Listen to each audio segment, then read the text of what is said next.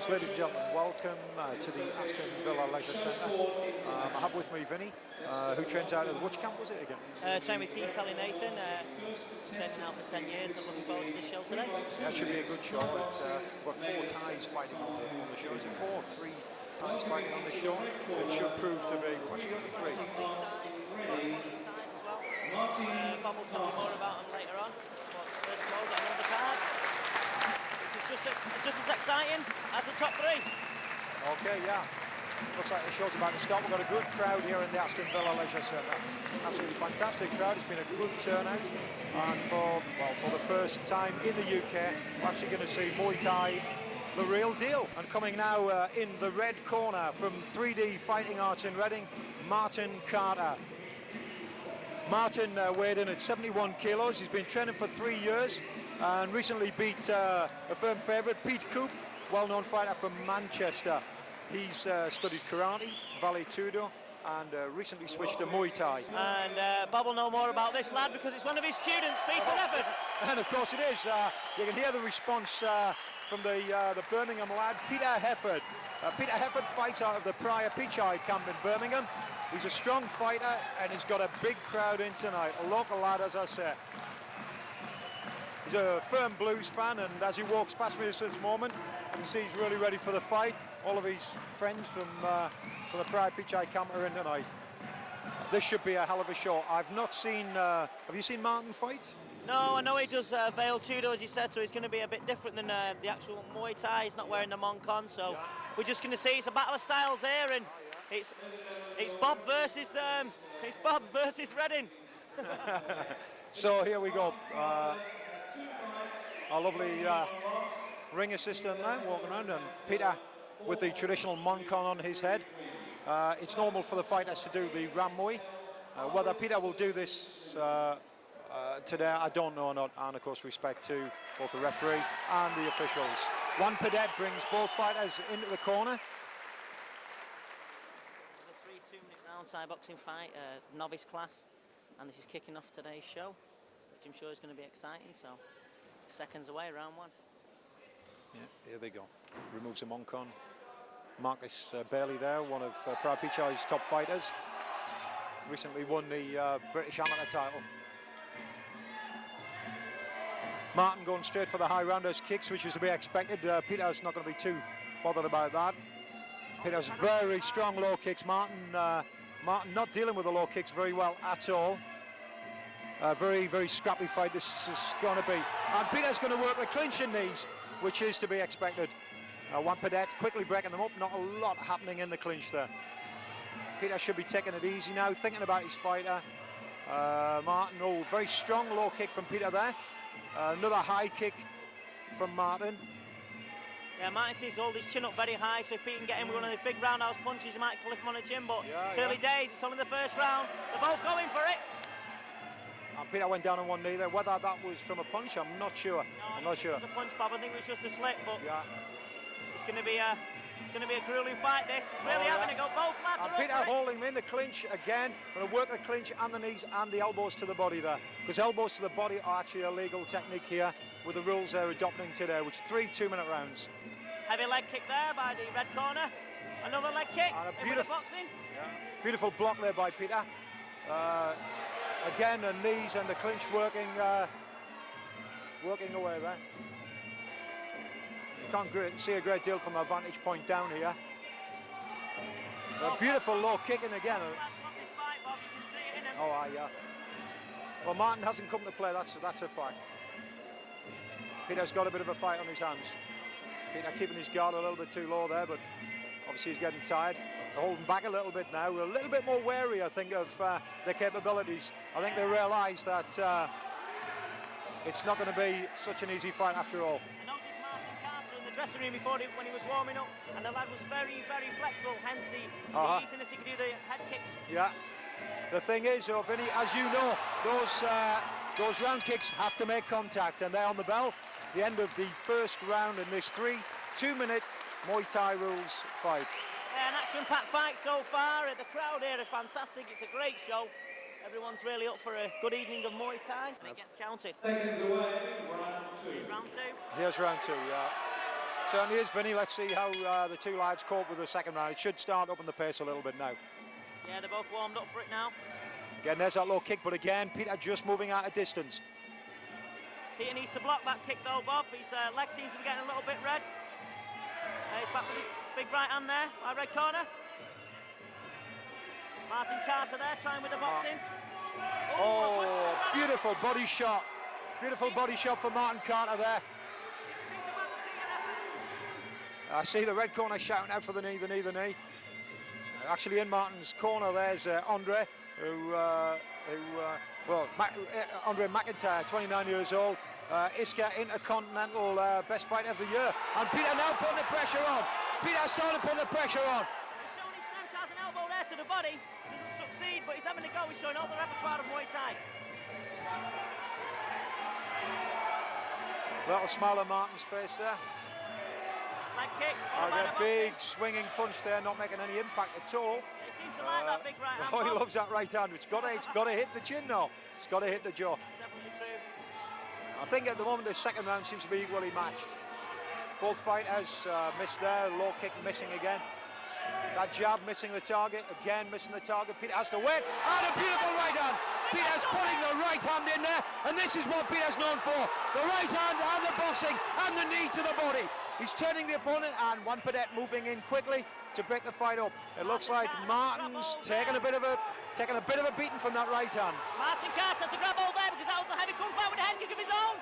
If Peter, boxing, brilliant fight. It's a fantastic first fight on the bill here at Aston Villa Leisure Centre.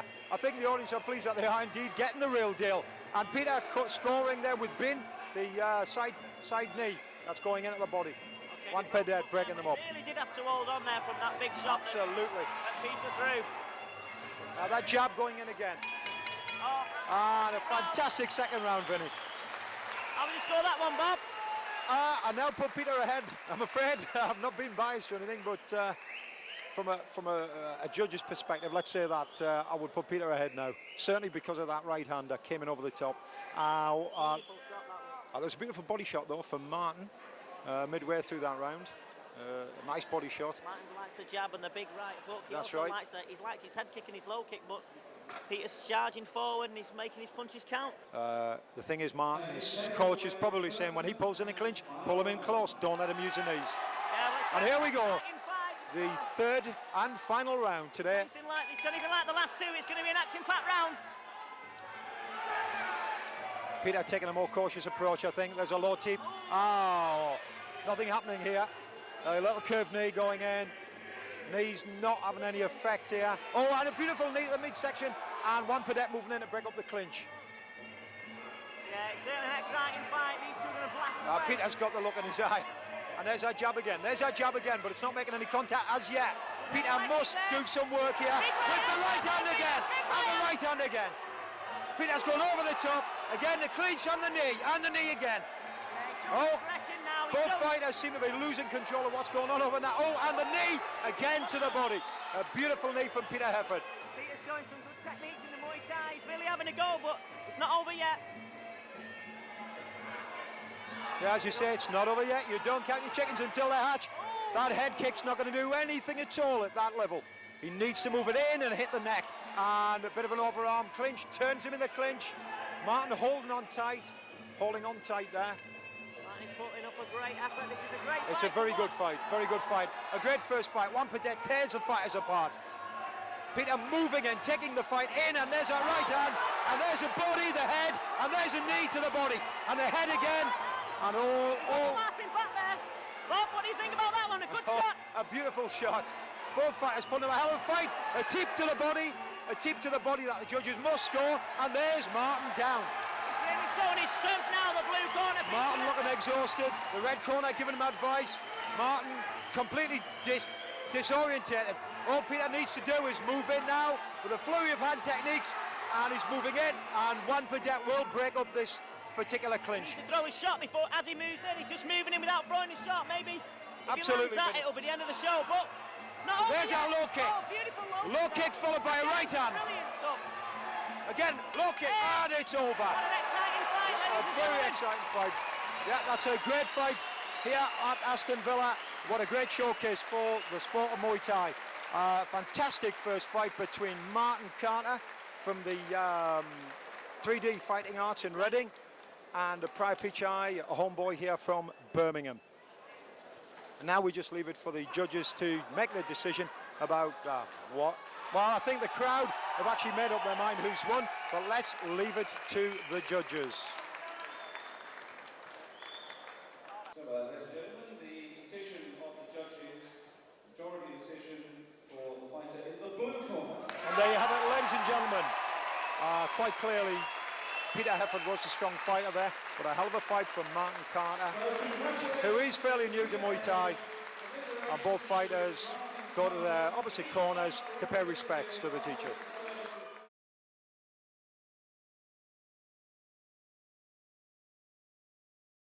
When we come to the second round of the evening, this will be our 5 2-minute rounds, Thai boxing. Yes, Vinny, Thai boxing, 60 kilo, 5 2 minutes between Michael Dix from Darlington Muay Thai.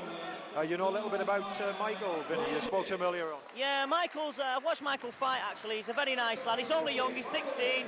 He's had 4 fights, 1 loss and 1 draw. He's won 2. He fought just a week ago. He's very, very good boxing skills. He's got a very nice uppercuts on him, very sharp.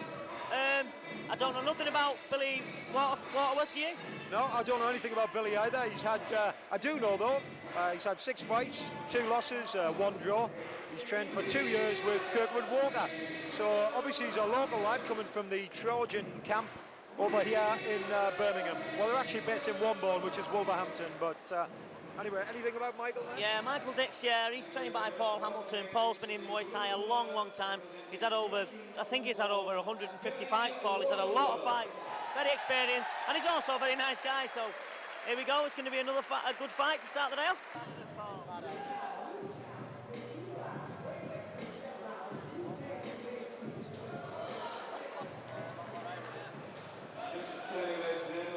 I've got ringside with me the famous Sandy Holt here. Do you want to say any words, Sandy? You'll be coming on the mic a little bit later on. Yeah, it's a very good crowd here, as obviously the Thais always bring this type of capacity crowd. And we've just seen a good opening bout there, as you just mentioned, Bob. And I think we're going to see some very exciting fights for this very, very well-attended crowd here in Birmingham. Juan Padet refereeing this particular fight. Mr. Pimu on my left and Mr. Wanchai, both fighters, coaches and judges in Thailand. Louis Misha, the senior judge. And as I look around the ring, I don't recognise any other people. Tommy McCarthy there sitting in the brown jumper. He's now putting this information on Muay Thai Online, which means, of course, all you have to do is access the internet and you'll see these fights as they develop. And the first round. Here we go, Vinny. Let's see what this one's going to be like. It's going to be a nice, it'll be a calmer start to the fight, with it being 5-2s, but as I said, in the red corner, Mr. Michael Dix, he is good with the hands, and you'll see that later on, I'm sure. Yeah, well, both lads, as you said, taking it nice and easy, 5 rounds, a long way to go. Both look really stylish for this first round, taking it nice and easy, testing each other's kicks out, testing the body shots. A marked difference between the last fight. Nice body shot there. Yeah, these two taking it nice and calm. It's longer distance, so you know we don't want to burn this out. Exactly. Oh, a good shot there. I said to you before, Paul Hamilton, he does like to use the boxing. He was a professional boxer himself anyway. That's right, yeah. Very experienced corner. See all the advice coming from the red corner there. Famous people here today. Oh, yeah. Nathan, That's right. Cataplas Killer just walked in. Oh, I've never seen it. Yeah, there he is, yeah. And we've got Winston Walker, of course, here. He's fighting today. Yeah. We've also got 2-time world champion Warren Brown as well in the crowd somewhere. Oh! So a really good start to Warren Smith as a promoter. Yeah, very good. Good first fight. Both these lads taking the time. Very nice styles, both of them. Yeah, taking it nice and easy. Nothing significantly scoring there, but nevertheless, both fighters still early on yet, testing each other out. Well-known Thai boxing instructor in the blue corner, Mr. Tony Myers there, with the world champ, 3-time world champion, I think, Kirkwood Walker. Yeah, it is. That's right. That's who he is. Tony Myers, of course, trained under Pimu for almost 10 years now, runs a very successful camp down here in the West Midlands. So obviously a lot of experience coming from that blue corner there. Yeah, a good fight, good start to the fight, good first round. And as he calls seconds away, Michael Dix coming out of the corner there, and Billy Waterworth up. Needs the old gum shield in, he hasn't had the gum shield put in. Bit of an omission there, fight won't start until the gum shield's in. Here we go, And here we go, round two. Fighters touching gloves there. Again, there's our teep, taking it nice and easy. Low kick, adequately blocked there by young Michael. Michael, as I said, favours the hand, he's coming in strong now. There's those knees from... Blue corner likes the knee work. Tony Myers lads like the knees. Oh yeah, very characteristic of Pimu's style of fighting. Oh, and a right hand over the top. Didn't seem to faze the young lad at all. Billy not bothered by that punch, but needs to keep his guard up. If he's open to a right hand like that, as you said, you know, Darlington lads love the boxing. They're almost Geordies after all, you know, real fighters. Oh yeah. Oh, and there's a right hand and a right uppercut. Beautiful couple of knees there going up into the body from Michael. A nice combination, and there's a right hand again. As I said to you before, Bob, these lads, he doesn't throw a very good uppercut. You've just seen evidence of it with the left uppercut there. Yeah. But he did hit him with the right hand. That's it, beautiful. I mean, that combination was well put together, and there's that right hand just missed. Thankfully for Billy, that right hand missed again. Billy going to try and stay away now, I feel. He's going to hit him again with that right hand. Oh, he just missed it. That's what I told you about. I told you Michael Dix has got good hands, and he's going to prove it today. Absolutely. 16-year-old, absolutely fantastic. Got a good future, Bob. Fantastic. Oh, good uppercut there. A right hand's going to catch him again in the blue corner. I can see it coming. And there he goes again. Billy's not coping with this right hand at all. He needs to keep his guard up if he's to do anything in this fight now. The left hand's too There's loose. that left uppercut, right hand combination going in again. The left hand's too loose at the blue corner. He's got to do something about it. A low kick again from Billy, but there's that right hand again. I think the referee's going to give him a count here. Don't know. Let's see what's going on. The knees are going in. The knees are going in. It's absolutely fantastic. Fantastic combination. Beautiful combination of techniques here. And there at the end of the second round, I think, red corner won that.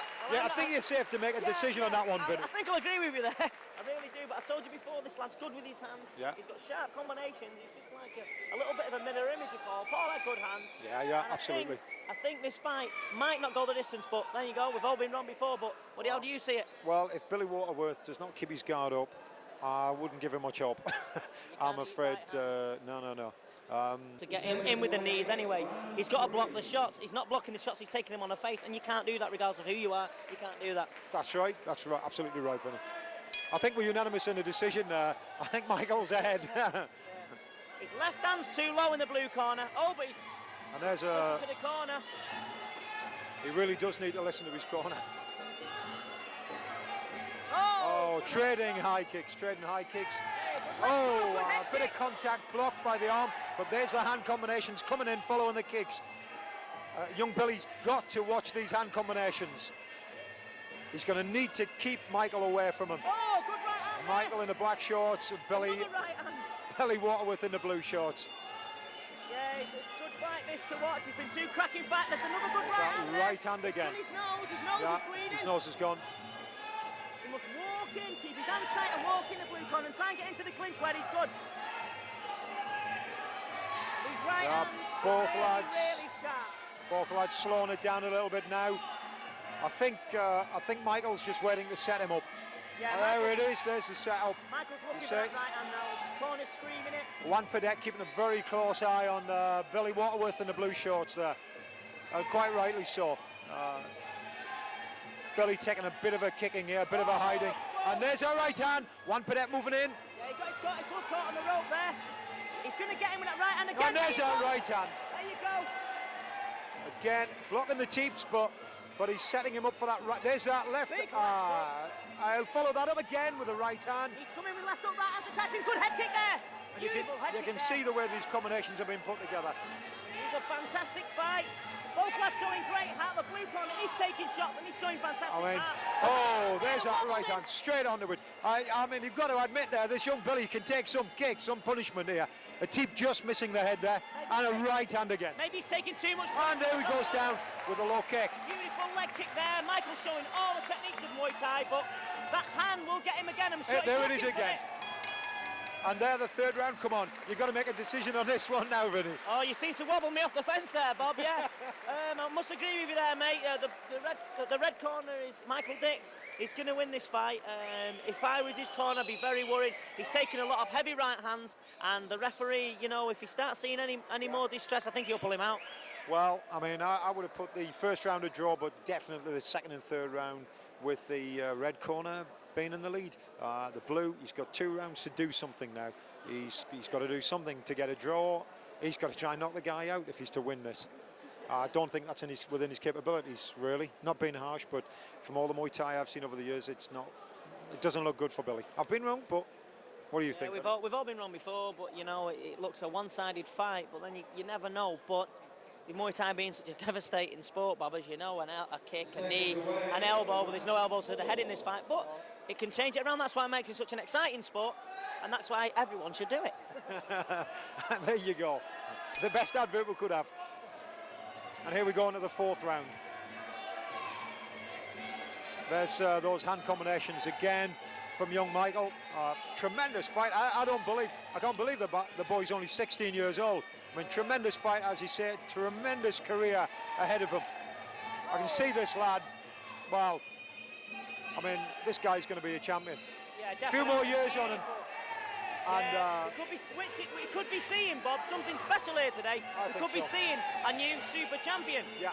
We need him, because all these, the fighters, Peter Crook, Winston Walker. That's right. They're not all going to last forever. No.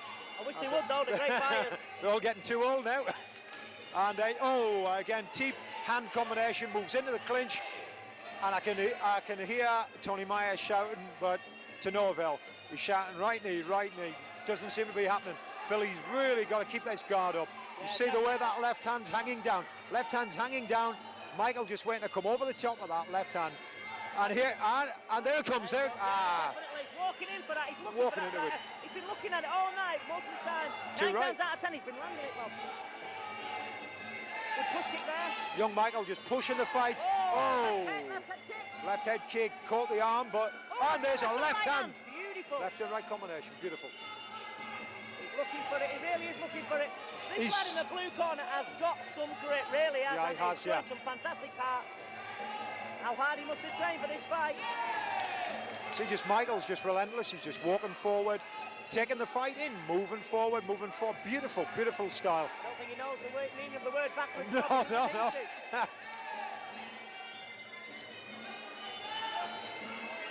Oh, it misses. And there's that left. A left hook, come uppercut that was, Bob. It was a nice shot. Yeah, nice coming there. And there's that low kick again, taking the inside. Taking punishment now, Bob. Out of his corner, be seriously looking at him. Well, I know it's premature to say this, but we're moving into the 5th round pretty soon. Another minute to go, and it'll be the 5th round, and Billy's really got to do something fantastic to win this now. He needs to knock him down. Yeah, definitely, Bob. He's really taking some big shots here. But Kirkwood Walker and Tony Myers, they know what they're doing. Yeah. They've been in the sport since Moses was a kid. And I mean, they know what they're doing, so if they feel that their fight can go on, it can go on. In my eyes, I'll be looking at it a little bit different. But there you go. It's their fight, it's not ours. Yeah. It's their fight, not ours. Well, if you're watching it here today, if you're having a look at Michael Dixie fights, very similar to the young lad called Craig Shaw, who's on the show later on against Yeah, that's right, yeah. Okay, let's see what Billy does now. Round 5. Yeah, here we move into round 5. Body shot. Oh, the advice has been given, body shots and kicks. He's working the hands down. Maybe he's going to work the hands down and into the body. A very good shot. Right tie to the head. It's the first success of blue corner's ever. Oh, there's that right hand again. And straight down the pipe. And Billy's a strong lad. Body shot. Beautiful. These two are showing tremendous talent for such Absolutely. young lads. Beautiful combination of techniques with a Teep front kick going in there. And again, a right hand from Michael. And here comes Billy. Billy's moving in. Oh, this is a fantastic And Billy's bringing the fight back. Beautiful fight to watch, Bob, really is. Look how Billy's just made a comeback. Well, he's quite sad, and Tony Myers telling him, move in. He's trying to catch him with the left hand. Body shot. Oh, and he's taking him down with a leg kick. Fantastic low kick, low tie, head shot. Nothing happening much. It's a fantastic There's that low kick. Start the evening. And there's a body shot from Billy, holding the leg and punching to the head. Billy dropping the head. Oh, almost took a head knee. Knee to the face. Billy almost lost it there with a knee to the head, pulling into the clinch. Both fighters throwing knees relentlessly into the body now. And Michael having a little bit of a problem with the knee, but dealing with it adequately. Michael having much longer knees. If Michael gets that clinch in position, he could actually do a lot more damage to Billy. Billy managing to stave off the blows. But again, too late now, Bob. yeah, it's too late. Billy's on his back leg.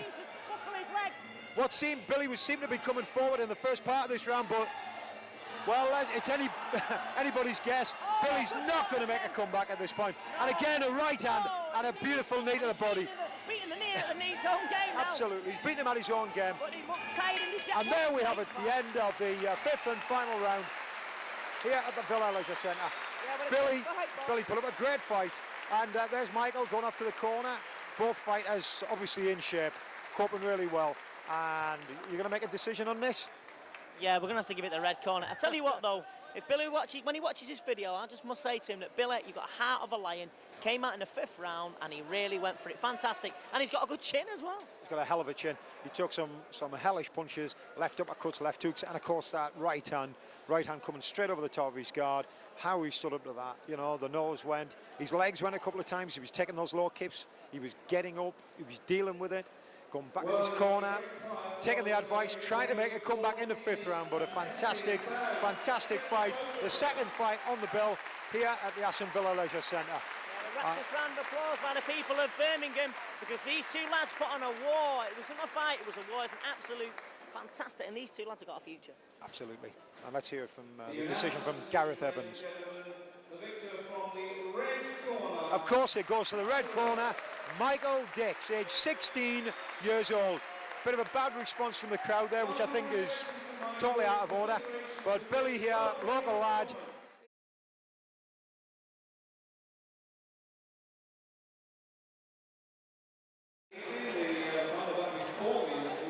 Let's bring into the red corner, representing Paddy's gym in Manchester, Gavin Sterrett. Yeah, and here comes Gavin. And there he is smiling as he ups his fight into the ring. Gavin there in the red corner. And our referee for this fight, Juan Padet. And Damon Hood, local lad again, a local lad coming in. It's going to be an interesting fight today because Damon is a bit of a clinch specialist. He's quite a tall lad, and that's one of his strengths, the fact that he has got the height, and he tends to use that in a clinch. Very tall lad. Yeah, they're both tall. Well, anyone's... Yeah, very, very cautious fight this, and it's going to be. Both fighters move gradually towards each other. Damon throwing those low kicks in, trying to move into distance. Yeah, me and Sandy just pointing out other things to each other. We're looking at none of them are scoring significantly in this round. They're both very technical fighters, as Bob said, and they're both locking each other up, Sandy. Yeah, it's tit for tat here with the knees, like you said, Vinny. He's not being, well, basically, he's not allowing the size to take control of the fight. Gavin's matching him with those knees, which is good from a smaller fighter. And he is very tall for his weight. Damon, very tall. He's making use of that the best he can, but Gavin's dealing with that. But Gavin needs to chop this guy down, I think, and take his legs out with a low point. Oh, good elbow there by Gavin on the inside. This is full Muay Thai rules. Gavin's got to move, kick his legs, and... Yeah, Gavin has got to move, and this is where Damon uses his height to his advantage. When he pulls in the clinch, he can really pull that weight down on the head. But Gavin's really dealing with those knees better than I've seen anybody else deal with them before. As I said to you earlier on, Bob, Gavin is very, very strong in the clinch, as you can see. With the knee, see, Gavin's getting a good elbow in there. I think Damien's getting a little bit frustrated, but it's early days. Early days, yeah. This being the first round. 3-minute rounds, 5 of them. Full tie, Gavin's trying to slip that elbow over the head, but to no avail. Again, now one Paddy breaking the clinch. Not a great deal going on within the clinch. Oh, and Damon trying to get the elbow in there over the guard, but not succeeding. Again, Damon listening to his corner. Tony Myers giving him advice. Turn the opponent, sink him down, bring the knees into place, and controlling Gavin with that lead knee. You see, controlling with the knee against the body. A beautiful knee to end the round by Gavin. Damon walks back to his corner, cool, calm and collected. Yeah, definitely. Pelican Nathan knows what he's on about. He really does. He's been in this sport, I think, one of the longest running Muay Thai instructors we know. I believe that Gavin should throw the right hand, should work his Damon's inside leg, and should kick him with a roundhouse kick to the back leg. Damon doesn't seem too much of a kicker. If I was telling Damon what to do, I'd tell him to use that long left leg to the body. He doesn't seem to be using that left leg, but as I said, it's early days, and I don't know what you think, Bob. Well, I mean, Damon does use a teep, a front kick, very effective off his front leg, off his right leg, but he hasn't used it as yet, because he uses that to keep the distance if the other guy is good at the clinch. But of course, this particular round, second round, it's early days yet, but Damon, I feel, is probably going to work that clinch because he seems to be much stronger than Gavin in the clinch. Gavin needs to take Damon's legs out. He needs to start working those low kicks in and following up with hand techniques. Only then will Damon try and put some sort of pressure on him. But let's see what happens in the second round. 8 seconds away, round 2. You can see some marks there from Damon's previous fight, so if he starts throwing low kicks against that, he could open those cuts up a bit. As you say, you know, Pelly will be giving him some good advice. So Gavin's not bad at all in that clinch, you know. And I think Damon's met a match. Yeah, I told you that before, you know, and he is smaller. And there's the elbow over the head. Damon not phased by that elbow at all, but he sees Damon's not getting those knees in now. Whatever advice Pelly was giving him was the right advice. There's some nice curved knees, some bin going in there. And of course, look at Gavin. Look at the tactics. He's keeping him in his corner. He can listen to what Pelly's saying. He's not dragged away from his corner. And yeah. Gavin's going to bring him back in the corner. Look how he's bringing him over to his side. Damon is much slower at setting off than Gavin. Gavin, I told you before, Bobby, like you said in the earlier round, that Damien's a lot stronger in the clinch. I wouldn't agree. I'd say Gavin's just as strong. It's about technique now. Well, I've not seen this, as I said, it's the first time I've seen Gavin fight, and I'm very impressed by him. I think he's a good lad. He's got a lot of promise, and he's given Damon a run for his money, which Damon's not used to having, I think. It's a good fight. And again, look, I mean, Gavin's keeping him in his corner. Fantastic. Yeah, Paddy McGuigan used. What's Damon doing? Paddy McGuigan used to always say that you jab with a jabber to take the technique off him. Gavin's knee in the knee, and it's great to see. It's great for us to watch in Muay Thai, but if you don't like the knees, then you're not going to like this one, because this is where it's going to go. Yeah, this is exactly what it looks like. But I mean, Damon's now going for the long knees outside of the clinch, but Gavin pushing him off, low body shot, but it missed. Hand over the top, and a right hand going in there. I don't know whether it hit. Sandy, you were in a better position there. Did that right hand? Yes, it did connect. Yeah, not a great amount of force, but it still hit, and it just gives Damon something to think about. It's not just going to be knees as well.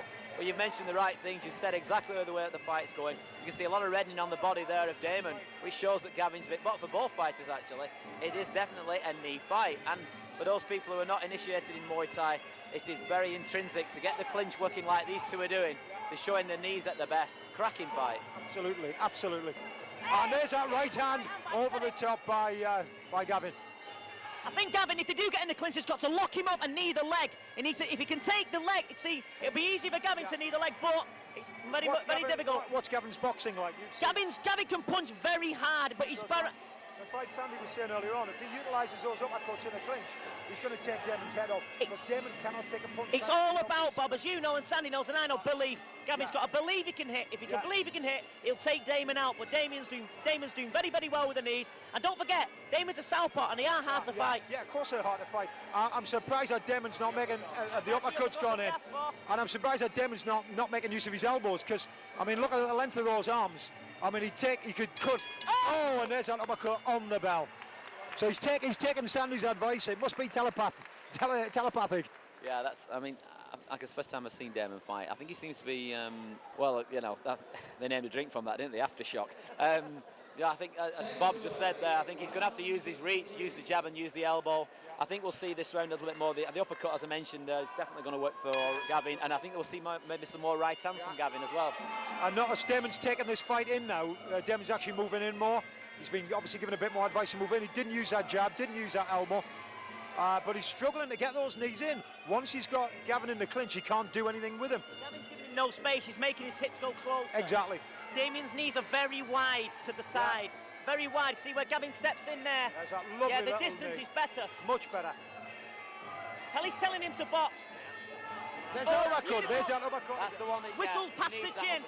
That uppercut could decide this fight. I mean, Right hand. Right hand, Gavin needs to bring the right hand and the uppercut in on Damon.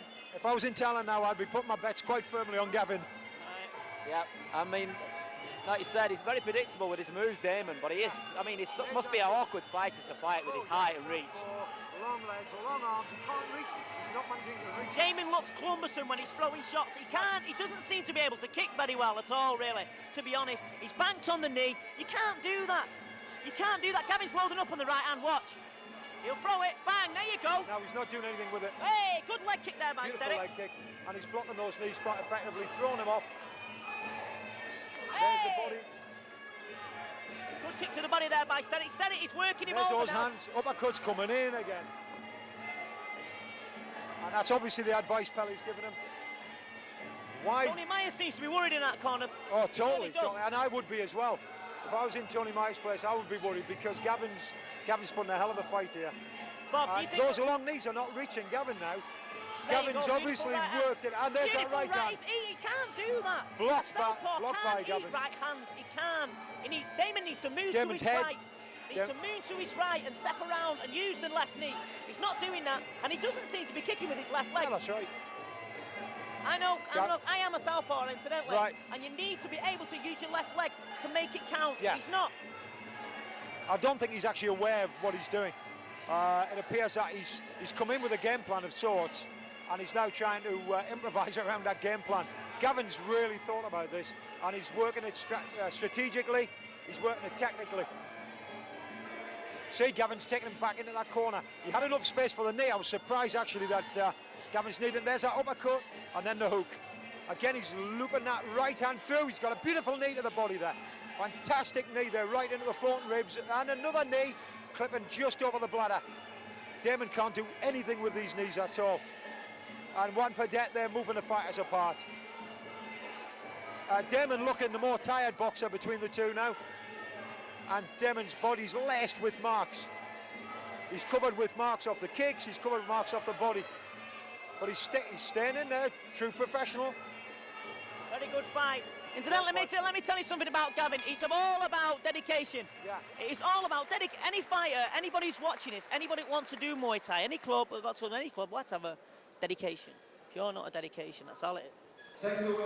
And maybe Damon's going to try some high kicks. Who knows what Damon's going to do at this point, because he doesn't seem to have a lot to work with. He needs to do something. He really does. But it's... Yes, here we go then. Very good, a good left hook. He's thrown a kick there, Sandy, in the blue corner. He's wary of Gavin, isn't You it? see Gavin's kicks. That kick, I just turned away then. I turned around, that kick hit Damon on target. Damon still, he's going back to the old techniques. Clinch your knee, clinch your knee. It's not going to work with Gavin at all. Yeah, you see, the one thing about you need to be in the gym, and this is technique all the way. Fantastic by both lads. It's technique all the way. Brilliant. Well, this surprises me, you know. Damon is working with Tony Myers. Yes, he's only been training 2 years. Maybe this is his immaturity. Maybe he needs to mature with some better fighters. He's had good fighters in Thailand, but he's resorted on his height. And I really firmly believe that he's won his fights on his height, purely on his height alone. Now he's come up a lad who's more mature. Yeah, he's a better fighter technically. He's using tactics. He's thinking about what he's doing, and Damon's having a hell of a fight here. And I think probably it's the worst fight he's had. Gavin, Sandy, do you think Gavin's a star of the future? Well, yeah, he is. He's getting better. I mean, he's obviously dealing with his height in the best possible way. He's taking the fight to Damon, and he's actually beating him at his own game, as you two guys have just mentioned. And that takes some doing, so obviously he's maturing. Yeah, they seem to be the next generation. We have had Sale West fighters, all been fantastic in their own rights. But this is Beastmasters now. Fantastic uppercuts there going in. Brilliant. Sandy He's really taking it to him now, Bob. Yeah, Sandy predicted uppercuts, and we've got some uppercuts, and they hit their mark. Beautiful uppercuts right under the jaw. Fair play to Damon. He took those punches on the chin, and he's still standing. Damon's putting the pressure on. He's coming in with a left hand, which was totally ineffective. He's out of his league. Yeah, he's too slow. He's out of his league. Too slow. You can't get speed now. If your speed isn't there in the beginning of the fight, it's not going to be at the end. There's no speed at all. There's no snapping, Damon. Gavin's winning the fight.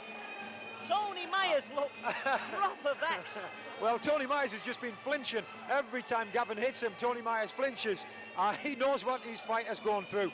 And Gavin's got him back in his corner. Gavin will be listening to Pelly. He's getting all that information. He's doing what he needs to do. Yeah, why haven't they been... And a lovely elbow going in. Now, why isn't Damon using elbows? You've got to ask yourself that question. Look at the length of his arms. He's got sharp, very sharp elbows, and he's not using them. On the other hand, Gavin, an elbow again. Oh, there it goes. There, one elbow. Game plan, Bob. It's about game plan. Exactly. If you think I'm the bad knee, and someone grabs you and you go, hang on, I can't move this guy, like's happening now. Elbow him. Yes, his game plan's gone right out the window because Damon can't beat him in a clinch. He's not as strong as Gavin. No. Well, my money's on the red corner, and that, without a doubt, Damon just hasn't done enough to win this fight at all. Now look at that. It's very good. Pelly shouting, Gavin, this is good.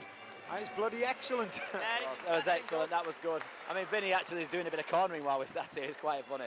But as Bob said there, I mean, Damon has got his dimension really is his height, and he's very methodical. And he did come on a little bit there, Bob. You pointed out he come with a couple of elbows there that he tried. He sort of only glanced, unfortunately, for Damon. But Damon doesn't seem fired up enough. He's sat back on his stool there as though it's his first round. He's too laid back. Yes, you're right, Vinny. And you know, blatantly not doing enough. I said it before. I said it in the third round. I'm saying it in the second round. I'm saying it again. Yeah, the size of that lump, it looks like he's tried to hang himself with elastic band. Because I'm telling you, that's a mess. Fifth and final round. Yeah, it's been a fantastic fight. Well, we've got Gavin. We've got Gavin ahead. Well done, Gav. Oh, you should edit that out, really. And here we go. Aha. Good sportsmanship. Yeah, of course, as you say, Gav's a gentleman. And, I mean, there he goes. He's just going back into that clinch, back into the knee, and he's trying to... There it goes, there it goes. There's the elbow. Beautiful. Pelly's obviously said, get the elbow in against that. That's a hell of a lump on old Damon's head there. I've never seen Damon with any marks like that on his head before. This is tremendous, this. If only Gavin had slipped the elbow in as he moves into the clinch, he'll catch him with that. And there's that uppercut again. Lovely uppercut. He needs to, that's right, push him off. Pelly's trying to push him off and catch him again with the punches, and this time get it, slip the elbow round. He needs to slip that elbow round. There it goes again, and again over the top, and again over the top. That's what he needs to keep doing. He needs to keep those elbows going in to open that lump up. He needs to open the head up. And again, a beautiful right, a lovely uppercut.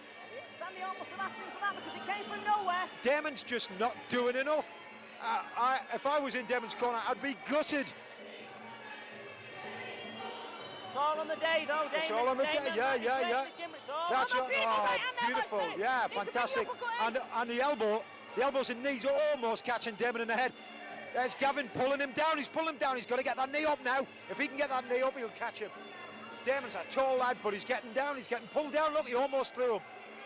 He almost threw down. There's a knee going into the head. Did you see that? It missed by a fraction from my vantage point, but he's doing the right things. Gavin doing a fantastic job. Yeah, Steady's really fighting well. I'm very proud of him with being one of his teammates. Fantastic performance here. He's using the elbow, the knee, the punch, everything. Fantastic, Sandy. Yeah, it's textbook here now. He's using everything. Right, body punches, head punches. He's matching him with the knee. Even like Bob said, he pulled the knee down, the head down him into the knee to do that with a taller fighter. The elbow again, the uppercut, which has worked for him throughout this fight. He's doing all the right things. All we need now is some flying knees, some flying elbows, and you've got the lot, Bob. I'll tell you what, Juan Padet's a top promoter in Thailand. I bet he's thinking, how can I get hold of this lad, Gavin? Because he's a great fighter. Good Thai style, full use of all Thai techniques, as Sandy said earlier on. And Damon missed, well, not a mismatch, but he's having a real problem here. Yeah, low kicks coming from Pelly's corner now. He wants to get him kicking. Those kicks not at all effective, not at all effective. He's hitting the guard, and a body shot, uppercut, get the left elbow over the top, and he'll make a beautiful combination. Body, head, and then body again with the elbow. Body, watch him go for the body again. Damon just not doing enough in his corner. Gavin's putting the pressure on now. 5th and final round. Gavin is the man, isn't he? Yeah, definitely. And there he goes, Gav the man.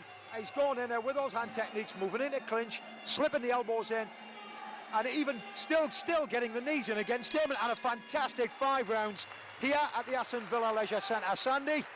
What a fight, like you just said, Bob. Excellent. I noticed that Gavin, throughout, was looking round at this corner at the right time, which obviously some fighters are known, you know, that's the craziest thing you can do. But he was doing it at the right spots. Every time there was a bit of a gap, he looked round to his corner, he took some information and tried it, and he was listening and he was doing exactly as his corner told him. The straight punches to the body kicks, the knees, to the body, and the uppercut seems to have taken its toll. And that lump on the head there, Bob, like you mentioned, cracking fight, and I think it's undisputed, this fight. I will give it 4 rounds to 1. It's an unanimous decision. But again, you know, Damon, he came here, he didn't come here not to fight. He gave it his best. He just found Gavin very awkward. Gavin, just the better fighter. Split decision. Winner in the red corner.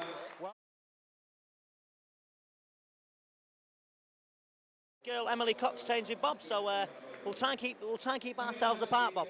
Yeah, Emily Cox, she's been training about 1.5 years now. She's only had 2 fights. She fought one girl on Sky TV, a recent promotion, won that fight. She also fought in Thailand and won one of her fights in Thailand. Trained both with myself and, of course, trained with Pimu, living with him as she did for 1 month in Thailand. And welcoming Becky Maxwell, as she's known to her friends, into the ring. As Vinny quite rightly said, it's going to be a war between Vinny and myself. And but I think we'll give a fair appraisal of the fight. One has to be fair, Vinny. And only 17 years old. How many fights did you say she'd had, Vinny? Becky's had 4 fights, 3 wins and 1 draw. Fantastic. Both a very experienced girl from London. I don't know what her second name was, Donnelly. She's from Lorenzo Muay Thai, so she's just come off a win, so it's going to be good. Yeah, and Emily Cox here coming into the ring. Emily fighting out of the prior Pichai camp in Birmingham. She's had 2 fights, one of those fights being in Thailand. She's won both her fights. Quite a strong fighter, although she has only weighed in at 54 kilos. What was Becky's weigh-in? Becky's the same, I think, same weight. Obviously the hairstyles are a bit different. Emily does like a hairstyle. Yeah, well, there she is. I hope she's not that. Maybe she's the last of the Mohicans, but well, since she's been training with me, she's gone through about 3 different hair changes, from bald to long hair to now sporting a Mohican. I think it will be lost. The significance of that will be actually lost on a British crowd anyway. Yeah. But Emily not fazed by that at all, although she does realise the intention behind it. But of course, Muay Thai being a good-natured sport it is, nobody takes any of this too seriously. It's the fight that's serious. First round begins. Pimo calling chock, meaning fight, as we move into the first round. Emily having to take it easy here, very cautious, as young Becky there. Very strong rear leg. Beautiful strong rear leg. And good strong hand techniques as well from Becky. Becky fairly low guard. Emily keeping the guard fairly high there. But both fighters been very cautious, which is a sign of experience. Emily slipping over, don't know what's going on there. Yeah, Becky's holding her hands rather low.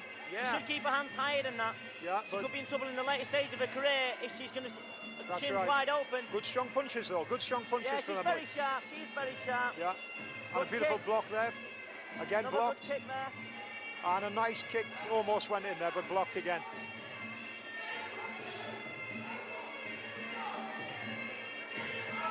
Emily really needing to put a little bit more pressure on here. Becky, beautiful head kick, followed up by body shot. Head kick there by Becky, needs to grab in the knee. Yeah, that's right. Needs to grab a knee. Becky is good in the clinch. She's grabbing the ropes there.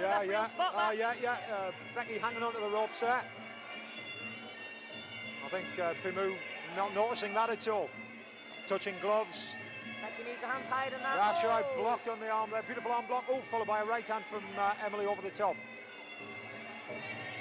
And a nice hand technique there from Becky. They're moving into the clinch. Emily working clinch. And and there goes a headband. I believe that's Becky's, yes. Well, it's not going to be Emily's, is it? No. Emily, 23 years old, so as you say, girl versus woman here. And a beautiful head kick.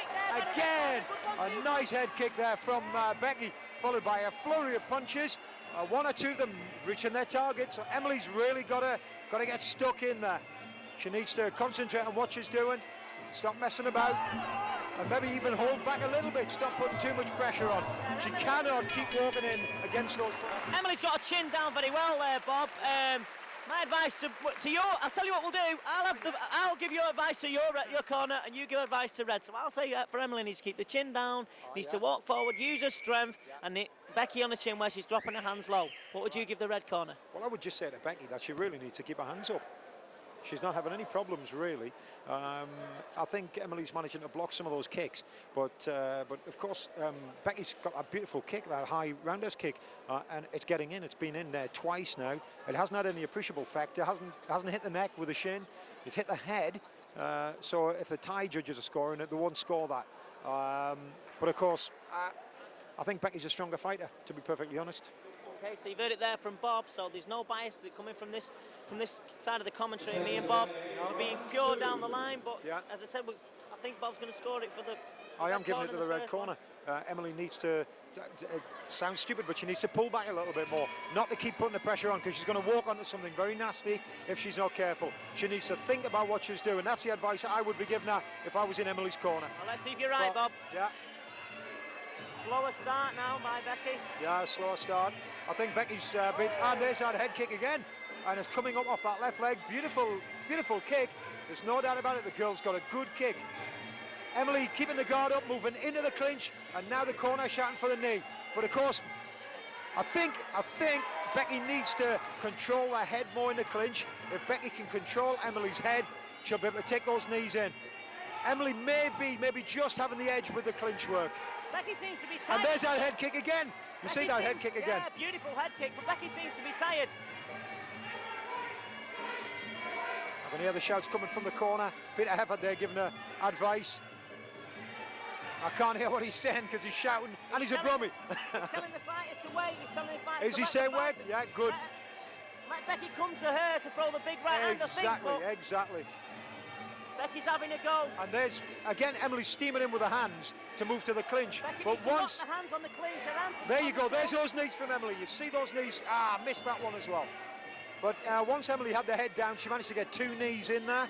But again, they're not doing any damage, to be fair to Becky. They don't appear to be doing any damage. There's a low kick going in from Emily, a teep from Emily.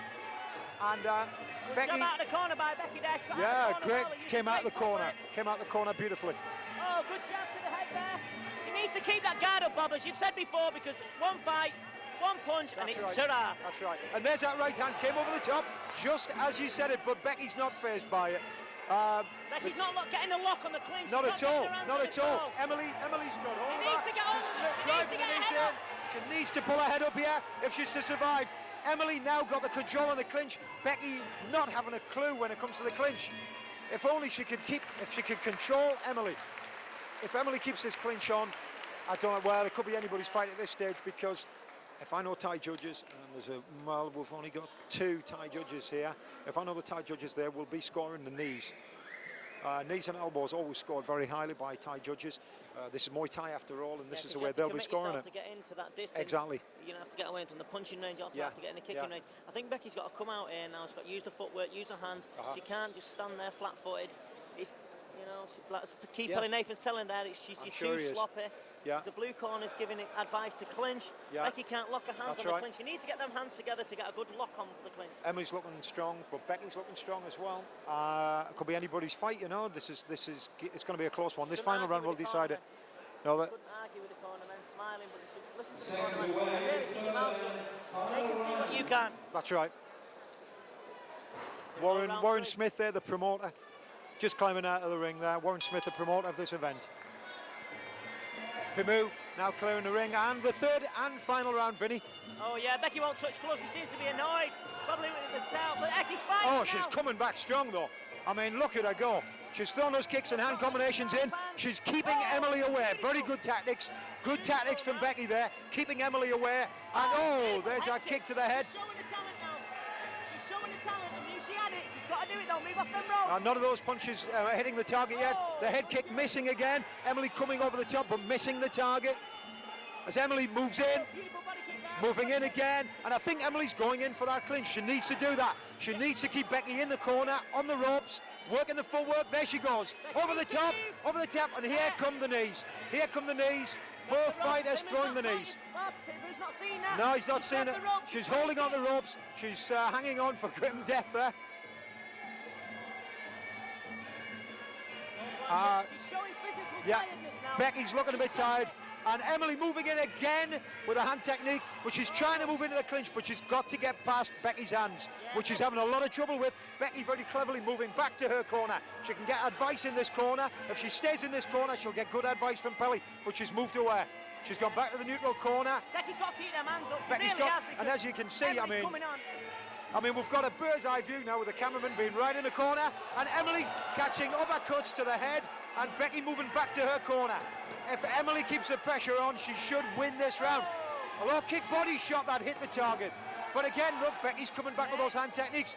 Emily right over here, over our corner, holding the opponent. And this round's nip and tuck, Bob. This round is nip and tuck. Yeah. One girl scores, the other girl scores. That's right, yeah. Great fight.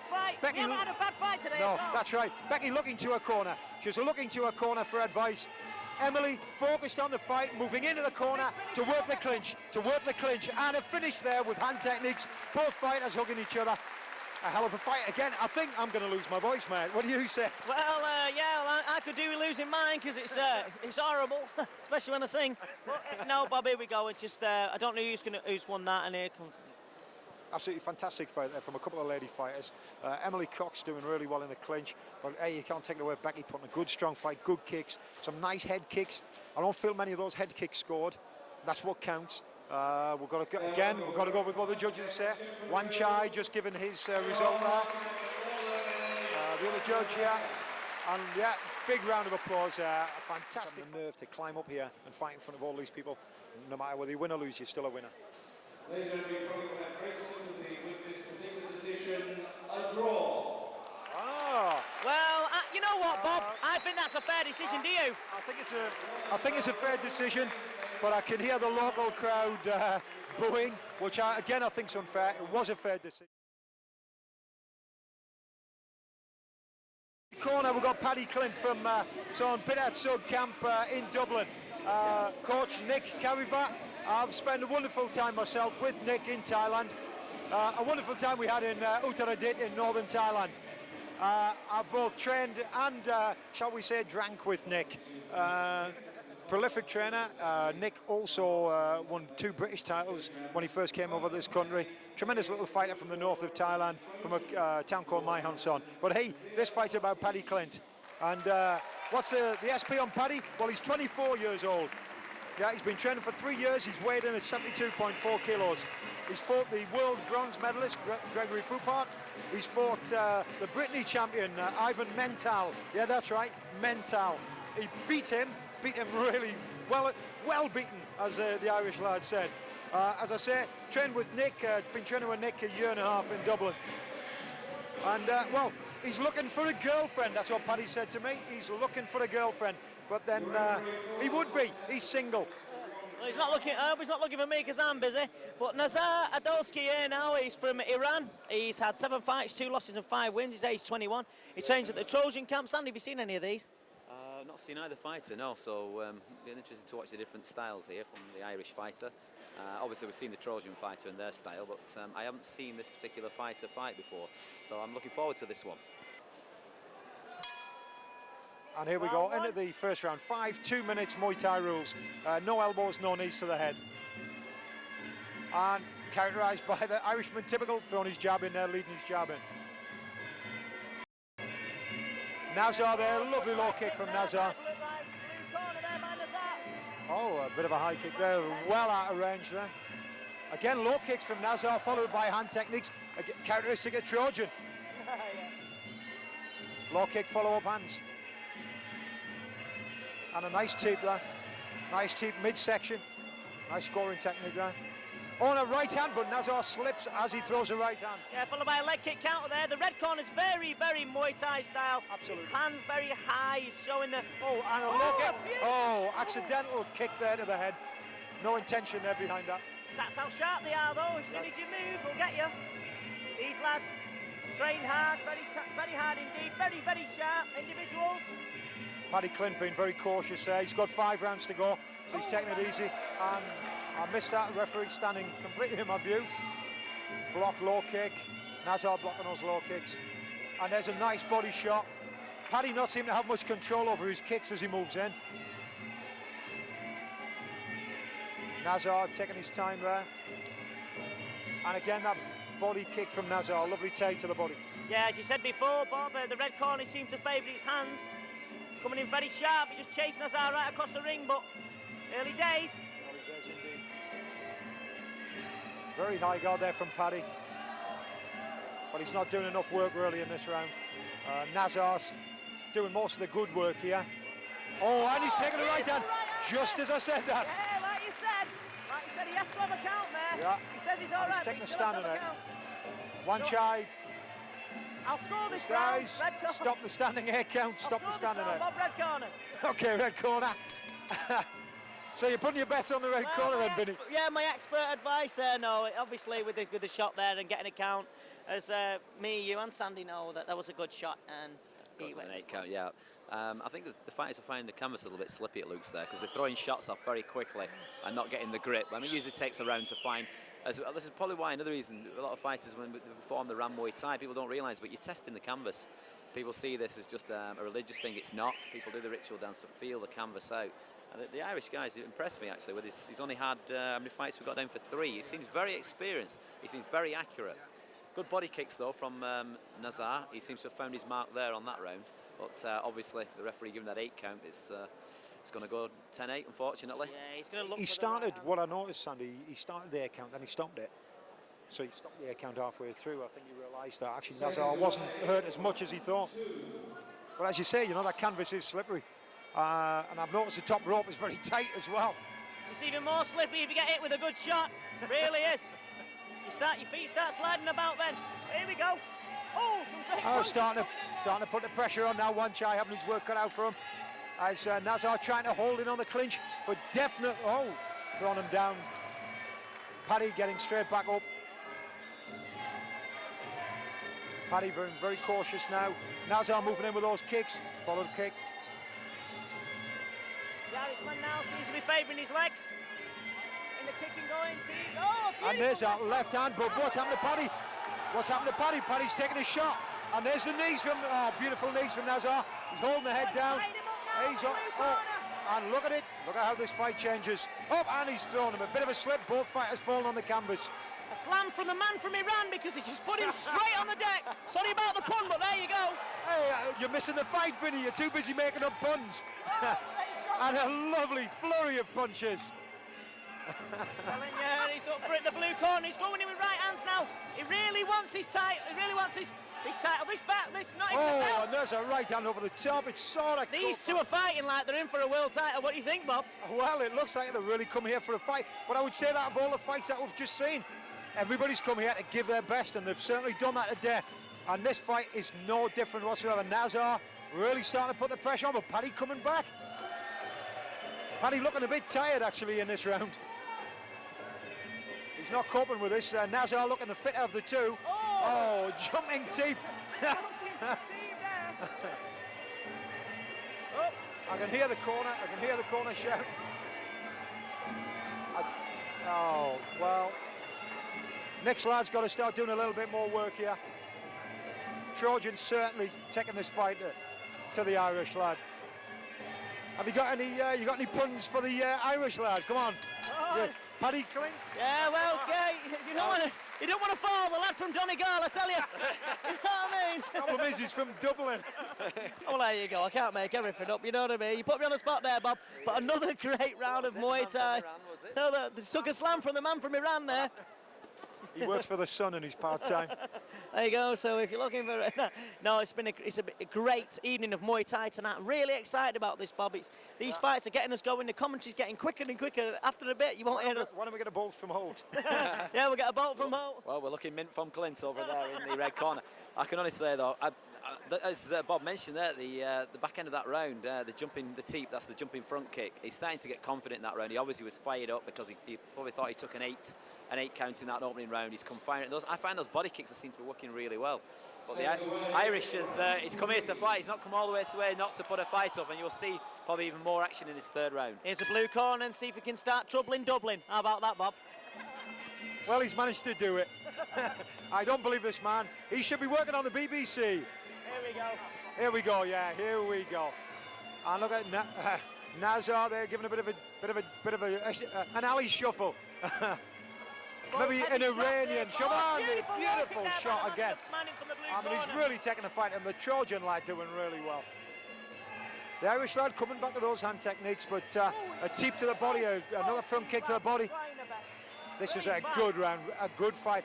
And Nazar having the strength to keep this going, I feel. Paddy looking a bit sore around the old face. Blocked from the... Oh, and he's taking him down. And there he goes down. Wanchai counting Paddy Clint down. Is he going to make it up off the canvas? No, he's not. He removes the gum shield and nicks in the corner, out of the corner, straight down to his down fighter. And there you have it, a knockout. Sandy. Wow, that was an impressive round. Both fighters well fired up. It could have gone either way. But obviously the hands being raised there of Nazar. That was a cracking fight, absolutely pure Muay Thai. We saw all the techniques in there, boxing, kicks, knees, everything, the works. And well, what a cracking fight. Yeah, what a great shot there by the blue corner. It really was something special, straight out of the textbook there, Bob. Well, a KO for the lad from Mayo, yeah, should we say? I managed to get one in. Yeah, you try ramming something with Wolverhampton, we'll be here all night.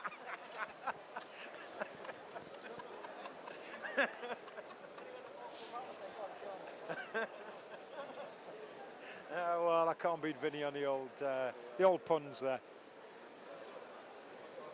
Yeah, so we've got to have fun in Muay Thai. It's a serious sport. Absolutely. Serious sides, but we've got to have fun. That's what it's all about. In Thailand, they have a saying, you know, Sanuk, good, have fun. Well, I think you mentioned something there, Bob, about the girl. He said he's come here for a girlfriend, but he's got two by the looks of things there.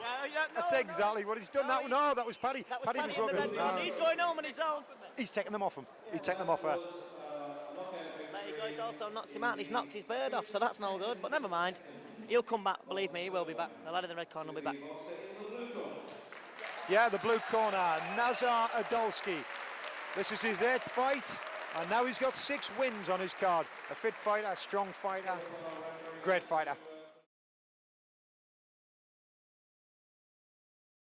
So a very warm welcome for our international visitors from Thailand, Decho, Jano, Crook, and Tabatic Wanchai. Ladies and gentlemen, Coming into the ring now with the Thai fight, the Thai national anthem, Decho, Pogarat, Kitchenoi, Arikap, Bakat, and the Kopakat, Wanchai.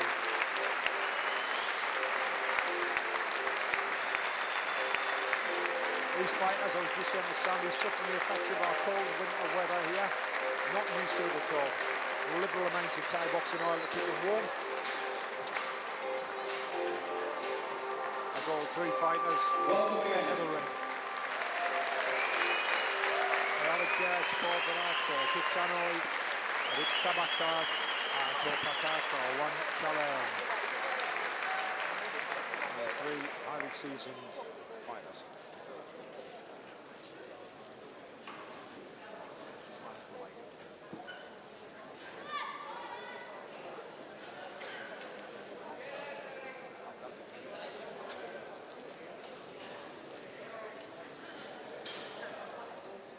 now, ladies and gentlemen, let's have a very warm welcome. Perhaps you can raise the roof for those representing England, Crenshaw, Winston Walker, and Peter Crook.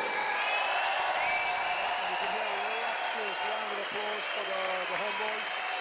Carrie Decho, Winston Walker, and of course Peter Crook. We have Crenshaw, the just walking behind me, the famous Winston walker, now 40 years old, and very famous Peter Crook from Wolverhampton here in the Midlands.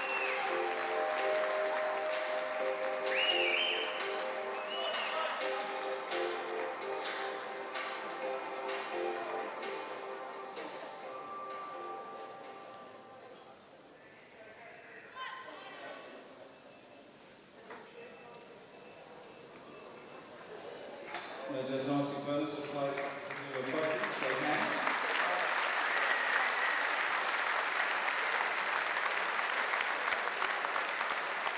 And now, ladies and gentlemen, if you would be upstanding for the national anthem of Thailand.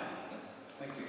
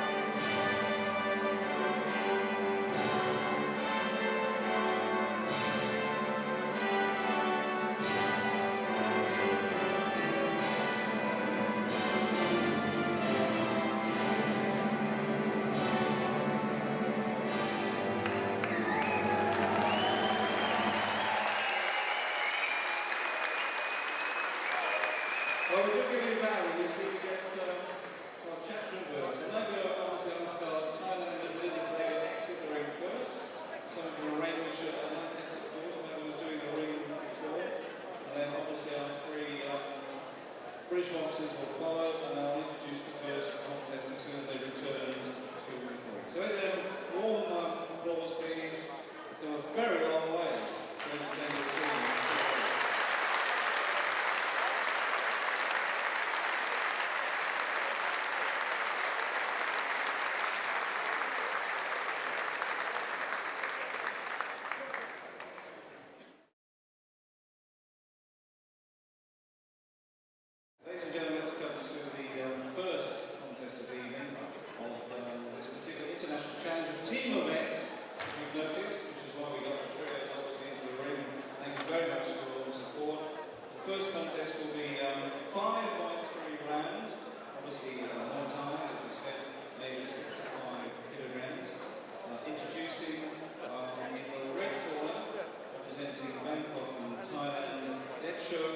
Yes, we're going to start the first of the second group of fights now, the international fight between Thailand and England.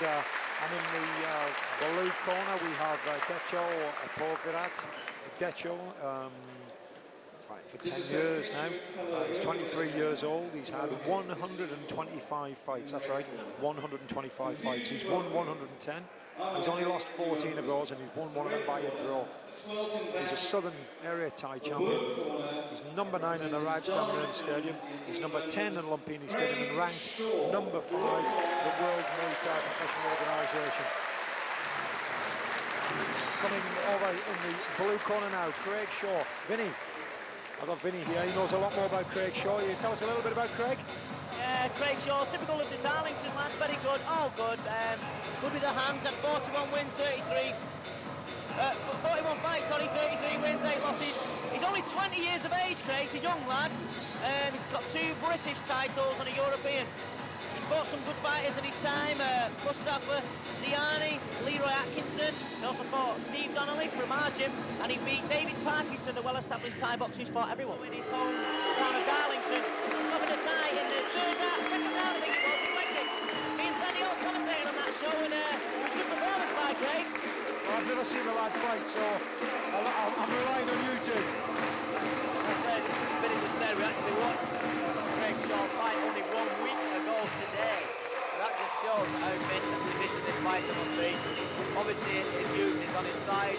Fighters at this age can fight almost every week, as you are now witnessing. Craig luckily had an early stoppage. Ty actually hurt his foot on Craig's block. And hurt his knee as well, and Craig took full advantage of that last week and got a technical stoppage, so he didn't get into a full war with the Thai, hence why he's still here this week fighting. He's had 125 fights. I saw Decho warming up, or trying to warm up at my gym on Friday, and he's really suffering from the cold, but he seems okay now. He seems to be pretty composed, focused on what's to come.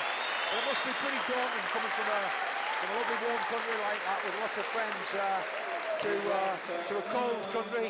Nobody knows you. And coming down was Wan Chai, a famous referee and judge from Thailand. Yes. You just mentioned there about the climate. It's actually the crowd, the beauty of this, the British Muay Thai scene is that they actually welcome the Thais sometimes even more than our own patriotic fighters. And that is a nice sporting gesture, so maybe you'll feel a little bit at home. Yeah, hopefully. He's the current European champion, Craig Shaw.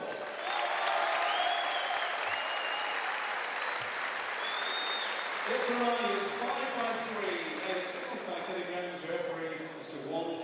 Yeah, beautiful, and that'll help him warm up, as you were saying, Bob. Hopefully, yeah. I think I'm surprised he's not got a couple of radiators in the corner there to keep him warm as well. Decho there, got one of the Irish lads in his corner. I don't think he'll be able to take much advice of an Irishman, but, you know, I think he's just going to play it by, well, Peter Heffer, one of my lads in the corner there with him as well. Decho, you know, Decho's had, you know, 125 fights, a lot of experience there, and a beautiful low kick going in to start the first round off. Have you seen much of Craig's fights, Sandy? Yeah, I've seen probably at least 3 or 4 of them, and most recently, say last week. I saw him earlier on this year as well. I had a couple of novice fighters on an undercard up in Darlington, and in Mirror Report, watched him there. And very, very clinical. Yeah. Systematically uses each technique very, you know, accurately. Very sharp. Yeah. And it's going to have to be the same with it, because as we know, Thais are like that. They're clinical and sharp. Now this is a young Thai, 23 years old, very experienced, strong kicks. The left leg of the Thai here, the Thai's going to set him up with that left leg to take the right hand off the European. He's going to hit Craig's legs heavy and hit the body. And later on you might see the punch of the elbow, but he's looking to kick heavy.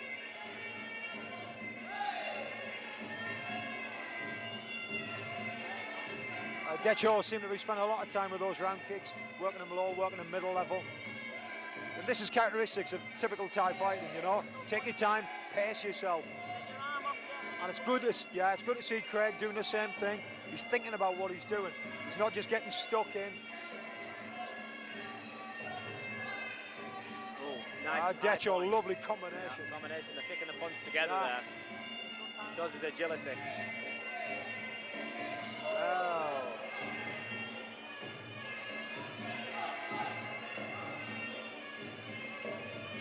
Decho just waiting, holding back. A little smile there from Decho. A little smile as he took the hand combination. Moves in, beautiful left hand there to the head. Moving straight to the clinch. Decho turning the opponent, beautiful turn. And now he's going to work the elbow and the knee into the body. Moving the knee into the body. And Craig working, fair play to him, he's working into that clinch, getting the inside position as Wan Chai separates both fighters. The corner there, telling him to follow in with the right hand against the tie. He obviously punches to the right straight. And a beautiful body shot there from Decho. Yeah, and a good punch back from Mr. Shaw. Yeah, Mr. Shaw. I'll call him Mr. Shaw because he's certainly fighting like a man. And there's a low kick. Beautiful low point. Yeah, going at it there. And there's that low kick again. He's obviously hurt Craig's leg there by the looks of it. He looks like he possibly hurt it There there, he is actually. again. He knows what he's doing. This lad knows what he's doing. Right at the end of the round there, two excellent low point kicks. Find the mark. And I think Craig was hurt a little bit by one of those kicks. Looks like he is. He seems to be. He's going to stand though. He's decided to stand in the corner. He always seems to do that, Paul Hamilton, with his lads. I think that, to be honest, in my opinion, the Ty's going to go for the leg, and then he's going to go straight to the head. That's what I think. Besides hurting that back leg. Well, Vinny, let's see what happens there. Let's see what they do. Of course, of what we can see. Around a cracking crowd up there in Darlington. How do you Only think 1 this week tie ago. compares to the tie you fought? This Different Level of professionalism. Yes, I mean, as we know, the way to compare it with football, I think you've got Sunday leaguers and then you've got professionals. This guy is probably the Man United, well, Yeah, the it's David not Man Beckham. United, but well, possibly, yeah. No, possibly, maybe not. Possibly, yeah, he could be the David Beckham of Thailand. We don't know. He might have a bit of a harem going on over there. Who knows? We might, but no, he look. You can see him there. We were just looking at him from ringside here, and he looks very focused. Yeah. Seconds away, round two. Coming into the second round, let's see how the tie steps this up now.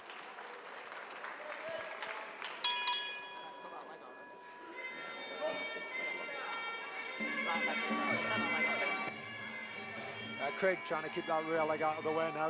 Low tip there into the thigh. Craig returns one after Decho. Works his way in. Oh, and a lovely kick to the front leg. Oh, and there's that rear leg getting a kick again. There's that kick again. And Decho's he's working the... Shaw can't take them left legs all day to his back leg. It will take its toll. Definitely. And that tip straight in the midsection. And The tie is working him over. he's going to work that back leg. He's going to work high, then low. There you go.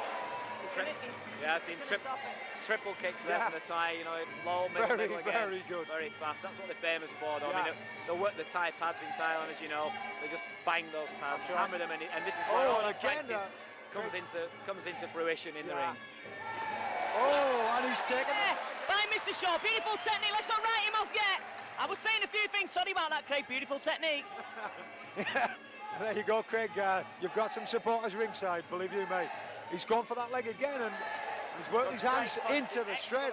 Lovely straight punches to the tie. That's what he's going to have to do. this tie. Decho's keep walking onto them. And again, he's kicked the tie down. Well done, Craig. Decho's got his work cut out for him. Jake Shaw's having a good go at this tie today. Yeah. But it is early round. It still is early.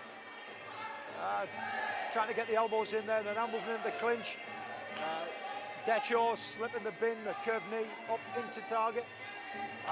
Craig tangling the tie's arms up.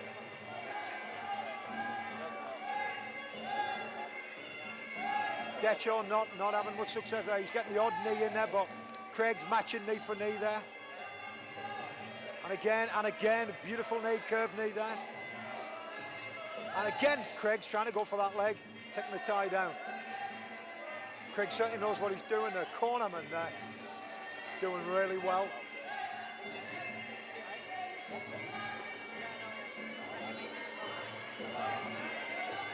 Craig put up a very good fight against the tie locking the clinch in. Craig with his head in a low position and the knees slamming into the opponent, driving into the opponent. But again, Craig's matching knee for knee in this fight.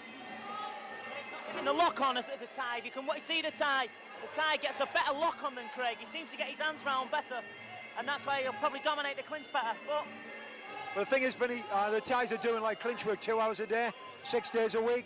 They're working that clinch, they're working the arm controls. Craig's back leg is working against the southpaw. It is, yeah. And oh, it's a beautiful punch on the bell. he wobbled the tie there. The tie's legs went to jelly. He's wobbled him right on the Yeah, he's certainly taken him right on the bell. If that had been another minute, what would you say would have happened, Vinny? He would have knocked him out. I'm telling you. Correct. Jake Shaw is coming back. He's showing these ties what he's made. He looks different now in the corner than he did for that first round. He does indeed. He's sat back on his stool now, whereas before he was leant forward, just leaning forward as though it was a walk in the park. Craig's looking sharp. Oh, yeah, excellent. We were just saying then, just off the microphone, me and Vinny were just talking about, because obviously we're trainers as well, and nearly did it the third time, and then right on the bell, he hits him with a right hand there, a combination of the right hand, and like Vinny said, the legs went, and it's a good job the stool was there. What the Thais seem to do is they seem to forget, they come over here, they do get hit back. Sometimes, you know, you've seen Thais just walk over. Craig Shaw's got a different idea in his mind altogether, and he's come back, because in the second round, in the first round, I thought he was having a rough time with his back leg. He was getting caught on it a lot. You can see the red in him, but he has the power to dig him. He's hurt the Thai. Let's see. It's interesting. Well, there you go. Vinny's said it all, really. Yeah, the Thai's come over here. Don't know what he's thought. Yeah, he said it all. We'll go for a drink. Well, as you can see, Decho's not too happy. He's still looking a bit stunned, actually. Yeah. Pimu just looking up and telling him to keep his guard up. Yeah, watch the hand techniques of the British boys. That's it, that's watch the Darlington lads, you know, they're almost Geordies, Sandy. Yeah, well, that's it. The Darlington lads, I mean, he runs actual boxing gym as well as a Thai boxing, so that's right. The hands will be good. Of course it will. And the Thais have got to watch out for that sort of thing. Craig could win this. So could the Thai. Who's going to win? Really? It's going to be a draw. And there's that back leg again there. It's gone for that leg again. Beautiful. Decho trying to go in with an elbow technique, but and if I know Decho, he's going to try and use the elbow. He's going to need to use the elbow to try and deal with this. He's got to, his face is looking red now. He's got to watch that hand. He's got to watch those hands. It's the right hand of Craig Shaw versus the back leg of the Thai. Every time the Thai steps in to kick, he's throwing the right hand straight down a pipe. If he lands it on his chin, there it goes again, there he goes. If it lands, the Thai could go, but the Thai is trying to take his arm out. Now, Decho's really struggling with these boxing techniques. Yeah, he's having a lot of trouble with that. And if Craig stays, just keeps the tactics he's using, he'll do fine. Definitely. He wants to keep out of the clinch. He has to keep the same tactic. Leg again. Yeah, back leg again. You see, he keeps that tactic. Right, you're absolutely right. That is the thing that we should be saying to the English fighters. And don't try and beat the Thais at their game. No. Fight the international, the English or the British way. Yeah. And that's the only way you're going to win. Yeah. Don't fight a Thai way. If Craig goes into that clinch, which obviously Decho's going to try and do, he's going to struggle, but keeping at this range, it's a perfect fight for him. And he wants a lovely hand combination. But see Decho coming back with the elbow. Decho's going to try and put the elbow in. He's going to try and cut. Yeah, Craig covered up there from that beautifully. He can deal with the elbow. He saw it coming a mile away. Decho's not going to be able to trade punches with this lad. Craig's far too sharp with the boxing technique.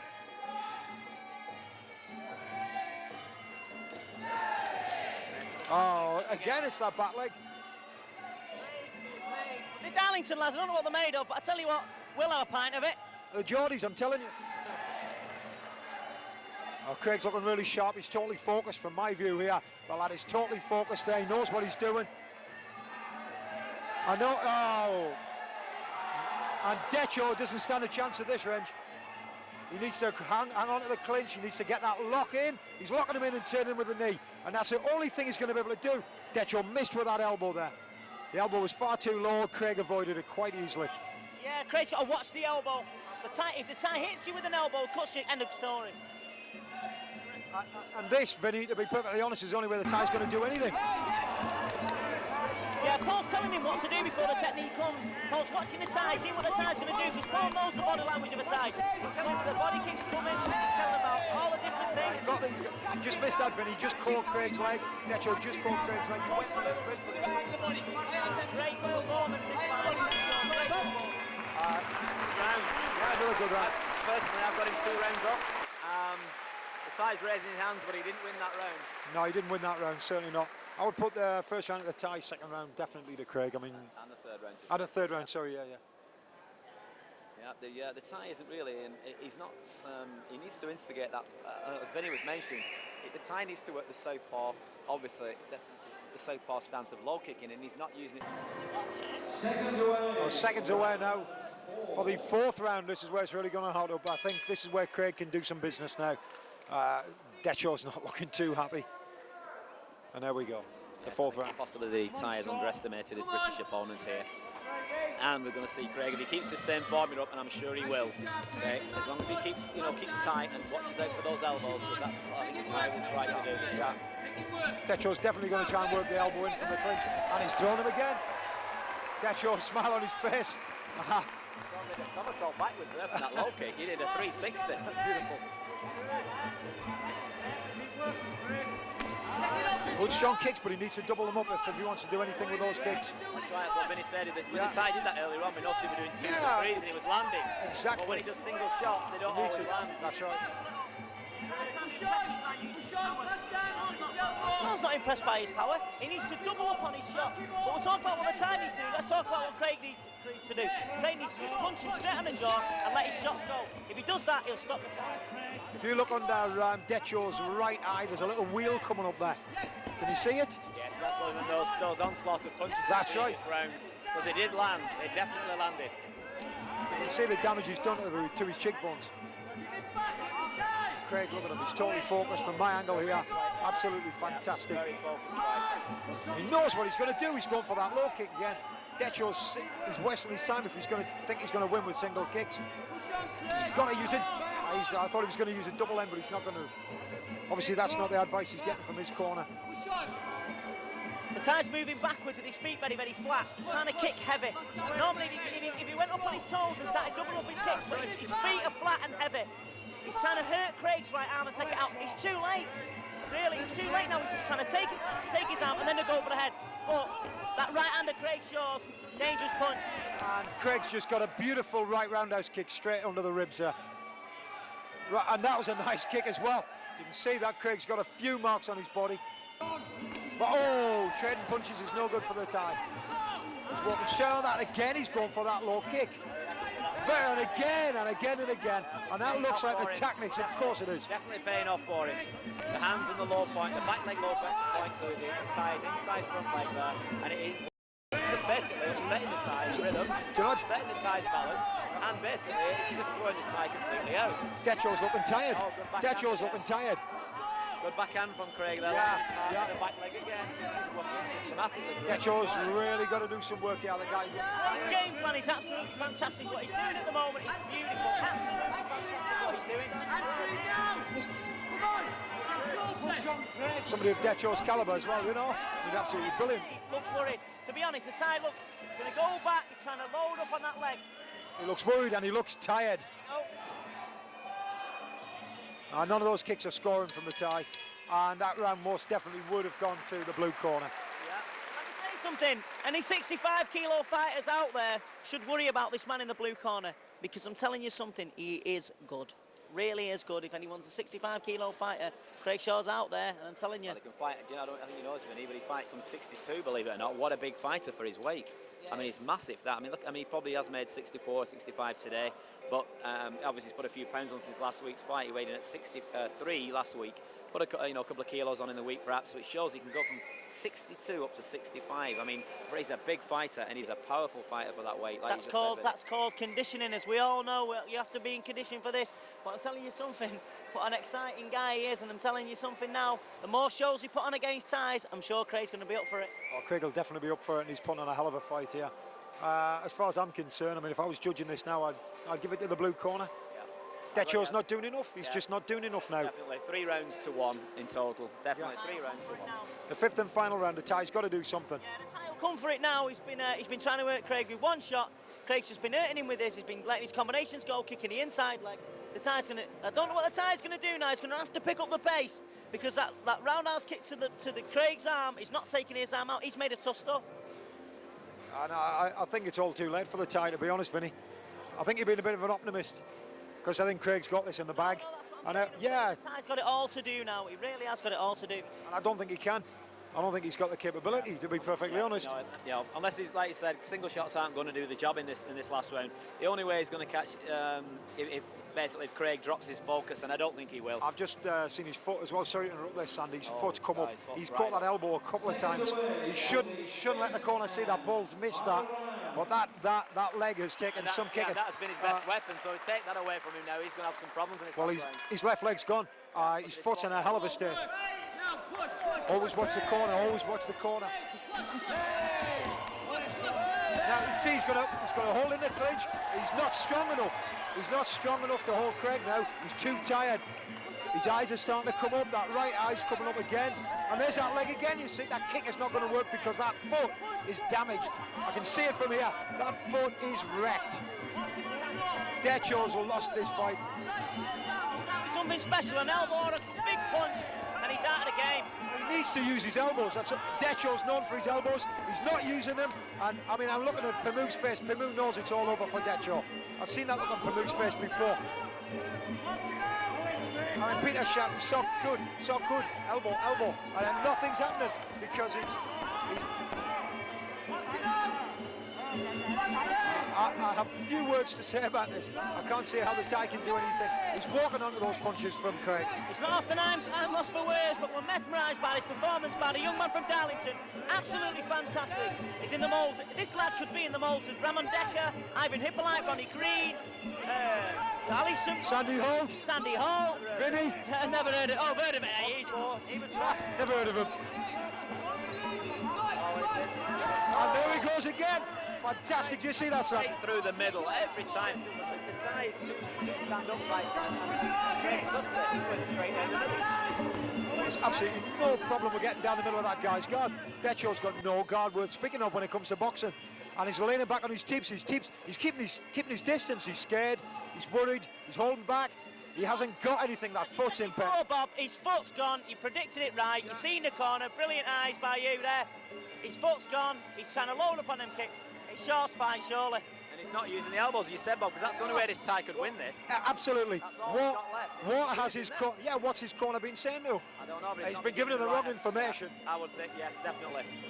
The Thais are famous for their elbows, and he's only thrown about 3 or 4 in the whole fight. I heard. He's got a trainer. It's like got a Dr. Martin instead of an elbow there from Craig Shaw. Lovely. Classic Muay Thai technique and showing his confidence, as Vinny says. A spinning reverse elbow. Just you know, missing, but yeah. What a technique. You know, this is a case of the British taking Thai to the Thai. You know, beautiful.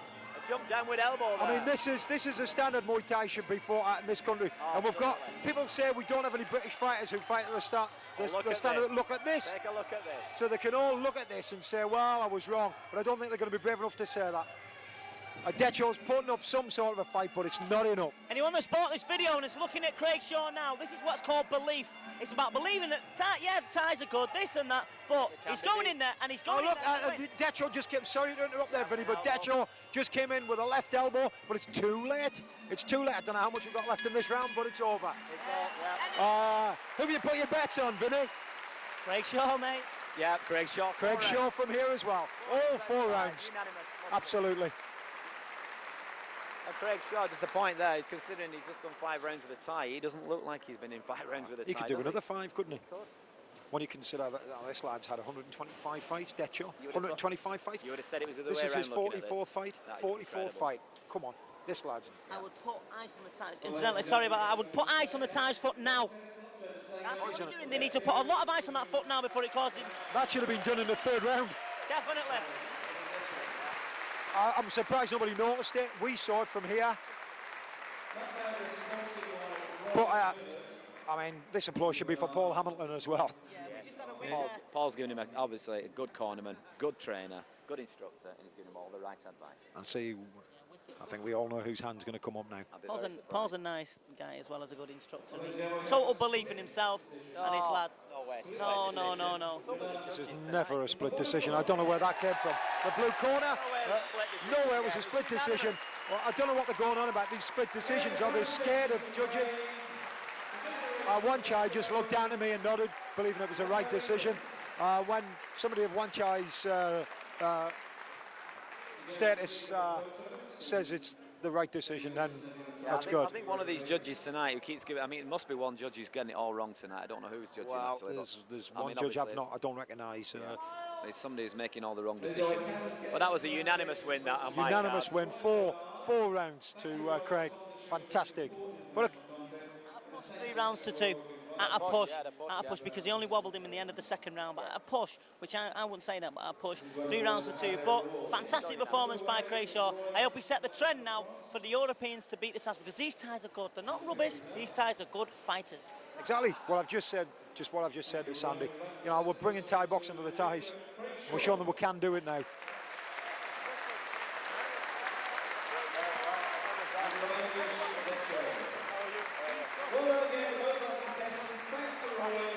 Yeah, a fantastic fight there by Crayshaw, and let's not forget Decho, who put up a good fight. We'll be seeing more Crayshaw, I think, on more bills like this. The 7th fight on the bill, and let's see who's coming in first. Looks like it's going to be Kitchenoi Rook Tabakart. We'll just call him Kitchenoi from now on. And he's of course going to be fighting Winston Walker, 40 years old. Sandy, come on, tell us about Winston. Right, Winston, wow, what a campaigner, yeah? I'm not going to say old campaigner because he gets younger as he gets older, rather like myself. I've got to say, Winston, I had one fighter called Craig Howling, who was undefeated. One of my fighters, yeah, and the only person Craig ever lost to was Winston. In a classic epic battle up in Middleton in the northwest of England. And I mean, that's going back 10 years and he's still doing it now. You've got to give this guy credit. You know, 40 years of age, and you know, he's coming up against this Thai. It's just brilliant. Well, Kitchenoi there, he's only had 49 fights. I say only 49 fights. He's number 7th in Lumpini Stadium, number 9 at Rajtamnern, and he's Muay Thai Professional Boxing Organisation's number 8. Not a particularly top fighter, but 7th in Lumpini, pretty good by anybody's standard, certainly Premier League. But he's looking a little bit overweight. Have you seen that, Vinny? You don't get many Thais, as you'll know, and Sandy knows. But the people at home don't know that there's a lot of fighters that not really grow to that size. Thais don't generally grow that size. There's not really. I think there was one heavyweight Thai. I know that Chan Kwek was quite big for a Thai, but as I said to you before, they're all good. These Thais are all showing it. I've seen Winston fight before against my instructor, Keith Pelly-Nathan, and Keith really did dominate that fight. It was a fantastic performance by Pelly, probably one of his best. But that was then. This is now. Winston Walker's up for it. He's now being trained by Tony Myers. He's fit, strong, and he can punch. And let's see what these 40-year-olds can do, Sandy? Absolutely, it's really good to see. That is an inspiration to any younger fighters out there. You get some people at 25 saying, "Oh, and lost 9. He's ranked number 7 in Lubina, number 9 in Raja Dun, and he is ranked number 8 in the professional ranks in Thailand." Very good record. His opponent, Winston Walker, has had 49 fights, 42 wins, and has been 3 times champion of the world. Winston Walker. The referee is a long try. I think he's fought Krongsak as well. And he was a fantastic fighter, a southpaw based in France, and he beat Samat and everyone, Krongsak. So it's going to be a really good fight. This. We're just going to see the hands of Walker versus, I don't know about the Thai. The belly? well, as Vinny just pointed out, they don't make big Thais. No. The only way you can pump up a Thai is to pump up his stomach. Yeah. And what they've done, they've had him on the McDonald's, I think, for a few weeks. And the KFCs, I think. That's the only way you can make a big Thai, and it's a shame really for the Thais, because they've had throughout the world and the history of fighting international fighters, they've had to fight people a lot heavier and a lot bigger. Yeah. But they've actually done it. Like the Carmens of the world, Rob Carmen, these big fighters from around the world, Don Wilson, the Thais have been in with them and beaten these fighters, and they've lost against them as well. But that's because probably 90% of the time the Thais are just not built in stature to go above. I think about the heaviest really in Thailand, I'd say is about 70 kilos. I don't know if I'm right. Well, I've seen one or two 74s and 76s fighting on the amateur circuit who were horned, who were cut, but they were from the north. Right. Quite big lads, big lads. The biggest you'll get, well, he's just saying they're 76 kilos maximum, yeah. I would say. Yeah. And you're talking about though, which is what, 76 kilos is middle, super middle perhaps. Yeah, super middle. Yeah. I mean, we're looking here at what is 75 kilos maximum. So he's got to be pushing 75. Looking at him. Well, notice one thing about the Thais. If you watch a famous fighter called Danny Bill, if you see his conditioning, you'd say him. Same about Kevin Harper. You'd look at Kevin Harper, he's not cut up like the likes of Warren Brown, the Mark Matthews, the Sandy Holtz of this world. But when he gets in the ring, Kevin Harper can fight. Simple as that. So we can't look at. I mean, all right. Judge it by a belly. No, you can't judge it by the. You can't judge it by the belly. You can't judge it. I know you're saying about ties, but Danny Bill does not look cut up. He trains in Thailand all the time, and I'm telling you, if anyone says Danny Bill's not good, then they're lying to you. I mean, it's all about. I mean, conditioning is obviously part and parcel of this, but at the same time, it's somebody once said to me, you don't hit people with your stomach. You hit them with your fists, your elbows, your knees, your feet, and your head. Yeah, you know. So it really isn't whether you've got a six-pack or a no-pack. No. That isn't important. It's just that obviously people do judge a little bit of this sport by somebody's conditioning, whether it's going to win, and you never. It's what you can do with it. It's the heart and it's the bottom of the what's in the mind that spirit. matters. It's where the head comes in. It really is, and you know we're just having obviously this conversation between the three Typical of us example about of size and weight. typical example of someone looking chubby is Master Toddy. I mean, Pelly used to say to me, even Pelly sometimes looks a bit over his fighting weight, but I'm telling you something, get in the ring and he will slap you up. He is a good fighter. Master Toddy was the same. You look at him, people used to go to his seminars and say him, but Master Toddy could kick, jump in the air and everything. You cannot judge him by that. But if the tie gets knocked out because he's too fat, we told you. Well, it's a point, just still working on this conversation. I mean, you remember the famous kickboxer Benny the Jet Urquidez Oh, yes, from America? yeah. He never looked in condition, but Never. he could go 12 rounds. Of course he can. He never run out of steam. And he carried a bit of surplus fat. Yeah. But, you know, everybody's body type is different. And it's like, they don't hit him with the stomach. Exactly. He's the same. He had a jelly belly, but could he bang? Yes.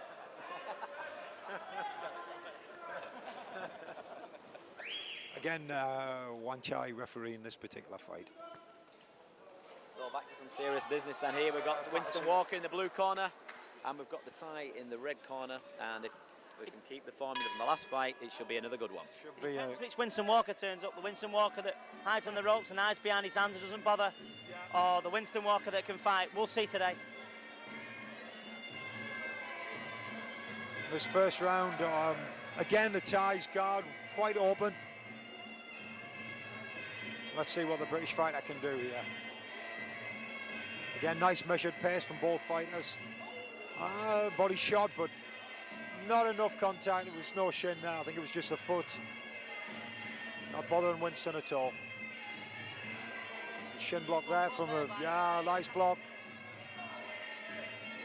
Yeah, Kitchenoi, he's taking it steady. Taking his time, very narrow stance here from Kitchenoi. Very narrow stance. Yeah, but he's tossed in the first round. He's not spreading his weight like the last time. He seems to have funny footwork. He seems very odd he seems to cross his feet. We can't show you, but he seems to look. If you look on the camera, if you rewind the tape, you can see it.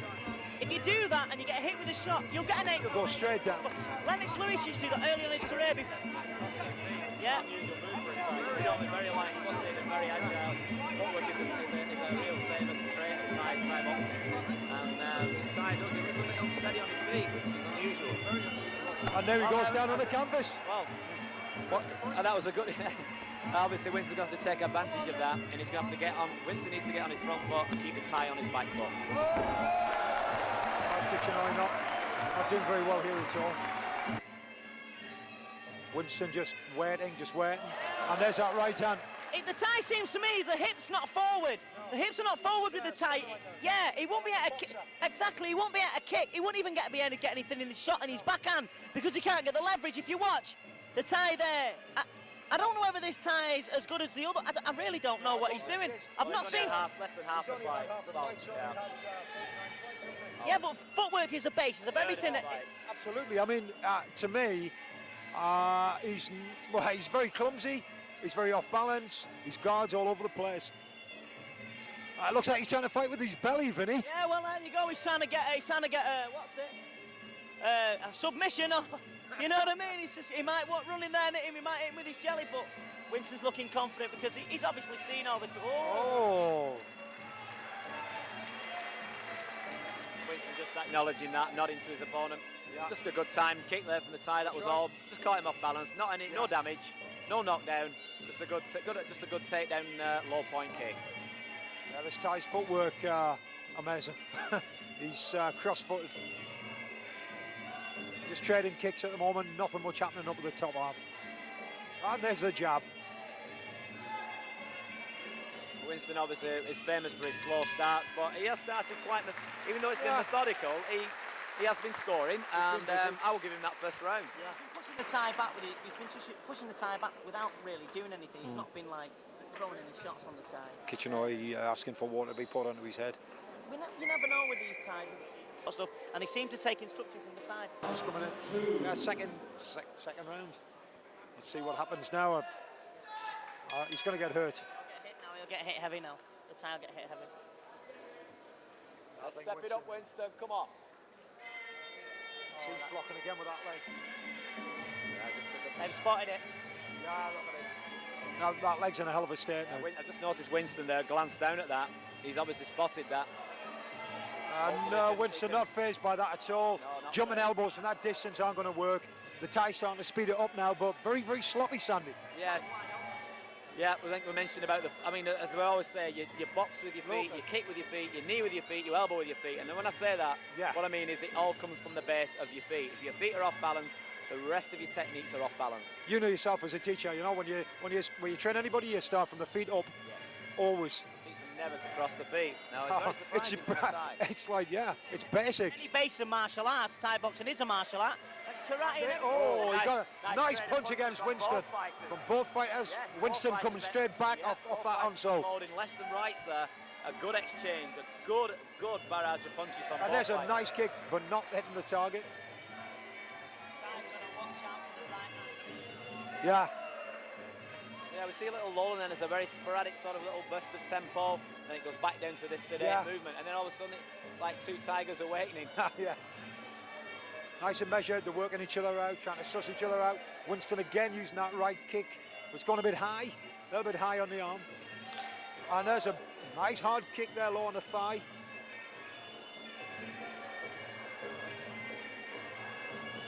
Now, what advice Tony Myers is going to be giving Winston from here? I can't hear him. Yeah, and also in his corner is a world champion, Kirkwood Walker. yeah, Kirkwood and Kirkwood's Winston have sitting been there, together for many years. A great partnership with these two. And incidentally, a lot of people think they're brothers. They are not. They're not, They're the same last name, but yeah, they both train at the same camp. They both help each other out. It's not a great alliance. Tony Myers involved there now as well. So Working with the Trojan camp. good allegiance, good alliance. True right. And again, punching off the top. Oh, and if he moves in on Kitchener now, he can finish this off. Hands and knees, move into Kitchener, hands and knees, knee. And if he's hitting him down, all he has to do is move in, give him a standing 8 count. Winston moving back to the neutral corner. Kitchener having real problems here now. A standing 8 count, he's not going to make it. Yeah, he's been stopped. And he's out. And again, a second win. A second win here at Aston Villa Leisure Centre for the English fighter. Winston Walker, 40 years old.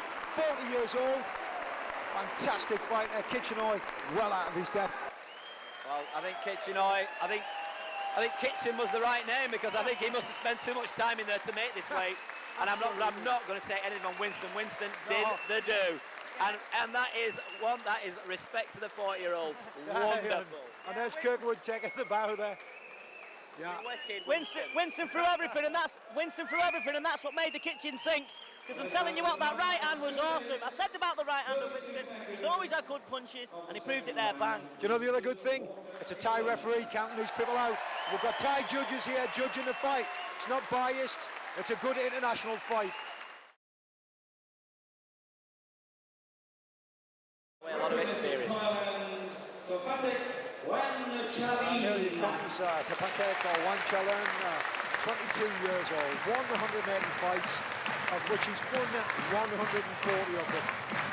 He's only 22 years old, so he started a long time ago.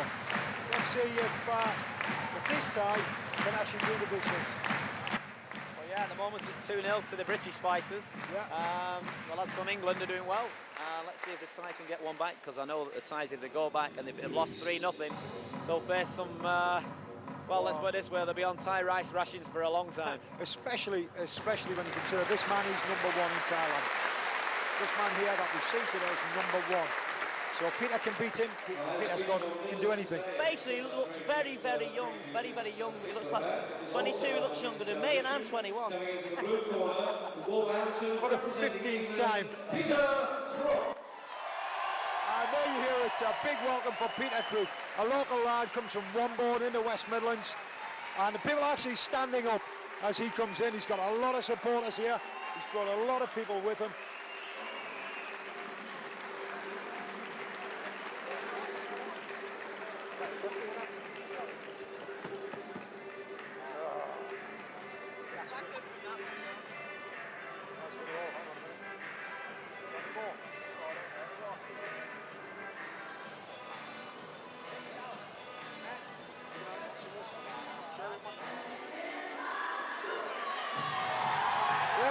Here he comes, Peter Crook.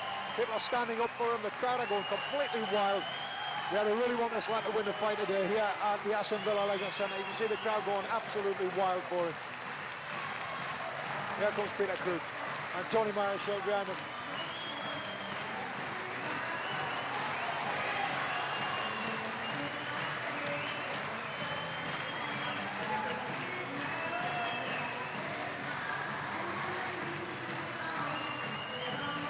If anything should have been on TV, it was today's show. Again,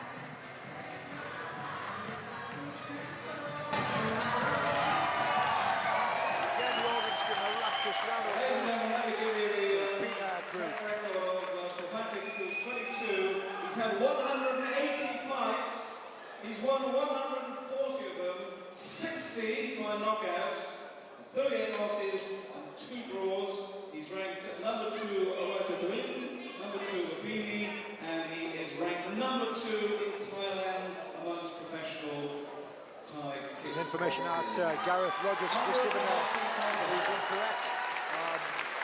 We only just recently found out that actually number 1 Rajasthan, number 2 Lumpini. He's the current Wacko Pro World Champion, Peter Crook. 5-3, Muay Thai, 69 kilograms, your referee, it's a One Chai. It's the One Chai there, the referee. Vinny there, Peter looks in really good shape. In fact, he looks in better shape than when he fought the Thai last year. Just looking at his condition there. And obviously we're going to Thailand, what happens is you do strip down a bit. Yeah. When I went to Thailand, I lost, I mean, I've got nothing to lose. I'm lightweight and I came back at nearly featherweight. You do lose a lot in Thailand, and but he looks stripped, he looks lean, he looks mean, and he looks ready. He's very focused, as with all the previous fights as we've just seen Winston looking very focused. We saw Craig Shaw looking focused, and obviously the trainers have done the right thing with the fighters. They've got them all switched on. They've got them well in tune, and they are ready to go. They are well focused. John, we've got a team who can take them to Thailand now and whoop them. Yeah, if we're gonna talk about rematches, I tell you, if Winston Walker wants a rematch with Pelly, I can't speak for Pelly. If Pelly wants a rematch, that's up to Pelly. But we know that one of our lads from our camp, Steve Holt, beat Peter Crook, and he didn't like the decision. He thought it was a wrong decision or whatever. You're all entitled to your opinions, and it was a great fight. But that'd be a good fight between Steve Holt and Peter Crook and Pelly and Winston again. It'll sell out in Birmingham, and you know what I mean. But as long as the fighters are paid right, you've got to be paid right. If you're not going to do it for free. Well, that's why people like Waz are good at having the sport, because he's got the money. He'll put the money into the fight, and he's prepared to do it. Well, I mean, just speaking as obviously I'm a promoter, so on a promoter's level. I mean, I was reading the Fighters magazine, who just done a very good article with Pelly. Now I know Pelly because Pelly started at the same time as me. I went with Master Sken, he went with Master Toddy. We both started in the same time, 1997. 1977 even, let's go back another few years there, sorry about that. 1977 is when we started. When I was born. And when Vinny was just a little, you know, in his father's eye. I can't even speak. And just going back to this fight, I was reading in the magazine there about Pelly, and you know, I have full respect to him. Again, another 40-year-old who wants to do the business, and he did say that he would consider one more fight. So perhaps on the cards, you heard it there in a very nice way from Winston. It wasn't an issue of challenge, it was just a perhaps. But you know, from a perhaps becomes from a promoter's angle, that would make an absolute cracking fight. Two 40-year-old men, though, men's in their 40s, two 40-year-old men. They have got to have the money if they're going to decide to retire. The money's got to be there. You can't just do it for £1,000, a love of the sport. They love the sport because they're still in it. But we must be talking money. That's between the fighters and the promoter, of course. But we've got talking a big payday for both lads, and it'll be big for Birmingham or it'll sell out in Manchester. Well, both fighters now concluding their round Muay. Peter Crook there ready to go. A round of applause there for Peter Crook.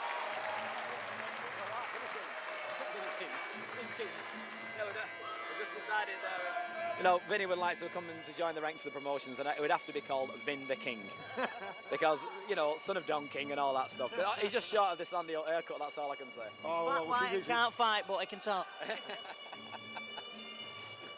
mean, we've just been having a laugh here at ringside. We're just trying to bring a little bit of bit more spirit into the sport, as Vinny pointed out earlier. And you know, Bob, this is a serious sport, a very serious sport, and you've got to have a little bit of enlightenment. And as you can see here, the fighters, their spirit is right here now, where they're doing the ritual dance, where they'll feel. I always call this the pre-fight and ritual dance, and as it's known as, it's the quiet before the storm. And this is the relaxation these fighters go through. And what goes on in the fighter's mind, only a fighter can tell you. That's right. Each fighter will have their own little thoughts at this moment of what the battle was going to commence, as to how they're going to start the battle, how they're going to end the battle, and how they... Talking about Thai boxing, you've got to have fun. Thai boxing isn't called the land of smiles for nothing. It's at the end of the day, they shake hands, they have a drink, it's all good. But there's some action coming up now. This is the main event. 2-0 to England. So 2-0 to England, yeah. Hat-trick. I don't like to make predictions, but let's just see, you know, good luck to Peter. I've known Peter for many years. I like the lad. He is I mean, all the fighters. There's not a bad fighter. They're all real sportsmen and they're real advocates for the sport. And Peter, I don't know if anyone spoke to him, but he is a real top quality guy. And I wish him the best of luck in this fight. Joining at ringside though, just noticed Winston's back, smiling away in the corner there. So we had him. Yeah, he's going to give Peter some advice. He's just come off the tie win. Proper tech from Side kick. there it is again. Oh, beautiful head kick. Peter not at all phased by that.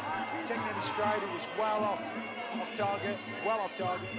Well, very fast kick. Two side kicks he's done on the right high point, but like I said, it wasn't phased. And then, oh, nice combination, top attack. I mean, you know, looking very confident at this point. I think he's seen his compact rates go down, and he's been left, hasn't he? He's been left to carry the flag. Oh! And there's Peter's hand coming over the top of Attack's guard. And there's a shin block. There's a low kick. It's not easy. Oh, and there's that kick set up with a punch block. I think if it came to trading punches, Ty would have his hands full. This Ty's clever. He's thinking about it. He's thinking about it. Yeah, definitely. He's a thinking fighter, very much like Craig Shaw. He's Yeah, got that type of focus, hasn't he? Absolutely. I mean, this is why he's number one. Got a very similar face in Kong Tolanida to Samar. Yeah.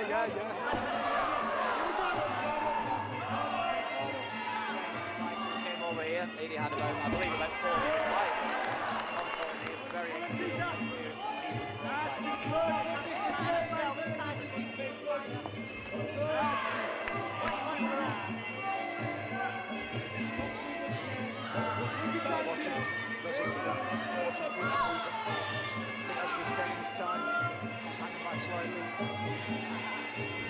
Both fighters taking it very easy. Not quite sure of each other's capabilities. So this ring surface is, you mentioned it earlier on, you know, about they said it was slippery. This scene, top attack slip there again. Beautifully blocked there by top attack. Nice measured pace. As yet, nothing much happening. Yeah, Peter's got a nasty mark around the back of his rear leg. Don't know whether that came from the foot of top attack earlier on.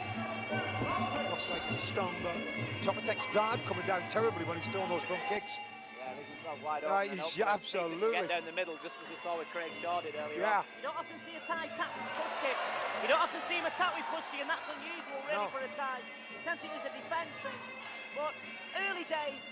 This time, you can see why he's won so many championships. The trend. He's up there with him. Yeah. He's clever.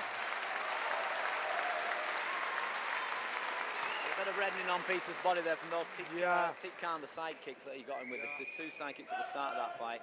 I don't think he's not hurt by them, but I don't think so. I'm going to give the time was very sharp there, and I know it wasn't a mad action round, but the first rounds never are. They're a testing round, but I'm going to give that first round to the Thai. Yeah, top attack. Yeah, half a point. If I could give a half a point. Vinny. Sandy won't give it out. He's only so tight, he only breathes in. It's a shame it's not in TV. If it was on TV, I've seen the times when they fought in front of the King, Orono and Murad Sari and Ryan Simpson and Yodet Chada have met and seen fight. Fantastic fighter. And they don't seem to be as up for it as they would when they're fighting on TV. Yeah. They certainly don't seem, the first two ties I've had in here didn't seem to have a serious attitude. No. I think that maybe they came here with the thought beat the British. We are Yes, Farangs at the end of the day, and they just think that we're just soft. And I think there's a bit of underestimation going on, you're right. I think so, but I think Topatek's decided to take it a little bit more cautiously. Just totally focused there, lovely combination of kicks. High kick from Peter there. Topatek dropping his guard a lot, both hands coming straight down. Topatek again, the guard coming down. Oh, pushed off balance, just a lovely tee.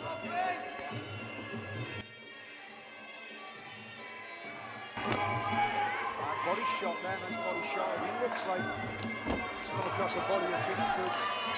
Topatek thinking about what he's doing, but Topatek's eyebrow coming up actually. He's got a scar there from a previous wound and it looks like it's red. it's nice, top class. Top class. Some of the moves he's coming out with, the techniques are very, very good. You're going to see some mistakes, but everyone makes. Roy Jones makes mistakes. Sam Hart made mistakes. This is a very technical fight. Oh, and a beautiful hand there from Peter Crook. And again, Peter putting the pressure on here. Very intent and focused look on Peter's face. Totally. Taking his fight so seriously, like the previous two. That's what he's got to do. Take his tie scissors. Oh, and coming in with the elbow. This is what the ties needed. Yeah. A low kick there from Peter, the tie being totally unfazed by that. Fast kicks, got very fast kicks on. Fast kicks, yes. Lightning fast. Don't blink, you'll miss the action. Yeah, if I didn't have a cameraman in front of me, I'd be able to see that beautiful kick coming around. Beautiful angle on, beautiful chamber on it. Unfortunately, it didn't hit the target. Yeah, like me, and that was a good beat. Topatek, not at all. Topatek gazing down to the ground occasionally. Now he's focused, he's looking at the body. He's moving again with that tee. He's taking a few shots on the body off the tee. And Topatek's setting up the hands. Lovely combination. Clinch. The arm force. Yeah. He's managed to get the arm there in the way. Nice clean back from the high kick there. He has a left hand there. An uppercut combination. Gonna get that leg ready, there it is. Yeah. And it hit the target. Scoring, yeah. That's what catches the judge's eye. You've got to make it clean. Teep again, nice teep.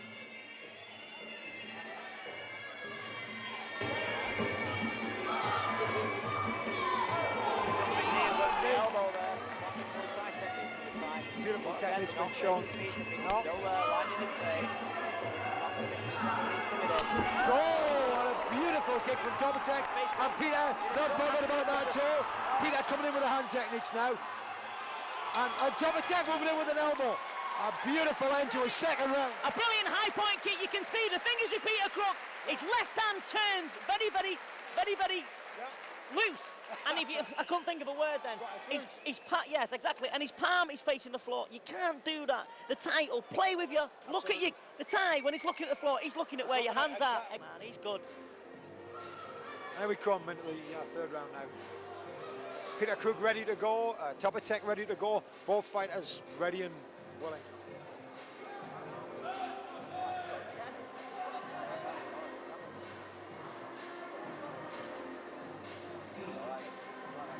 Take it away, round 3.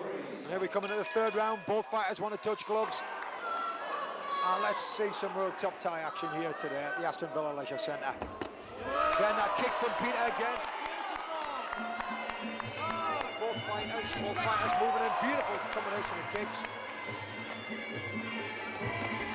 And a beautiful body shot there from Topatek. What's Peter going to follow up with? Exchange another body shot, but didn't quite hit the teeth, making its mark. Again, Topatek's kicks fast as lightning. Topatek waiting to probably set up this elbow. working that inner teep and hand technique. Again, Peter, hand combination, left uppercut, right cross, and a left hook to the Thai's head. Top of tech, and a kick there caught. Nice and red, and top of tech almost knocked to the ground by Peter's low roundhouse kick. Again, that left teep, jabbing into space, just catching Peter, just stopping him moving in. And there's an uppercut, Peter's coming through but missing its mark. Top of tech waiting to sell him an elbow. See that right arm twitching. There it goes, right hand in. The left leg of the time, sorry, I don't know his name. Toppy Tech, it's absolutely beautiful. But the thing is with Peter, because he's reddening up everywhere, the Thai can see. You know, those points, there he goes again. And this time Peter kicking the support leg away. The crowd going mad. Nice spot there, and that for the fast leg to catch him, took the Very back leg. He did very well with that, Peter. There's that kick again off the lead High leg. point there, yeah. A lot of these kicks, unfortunately, for both of the fighters are catching the hands.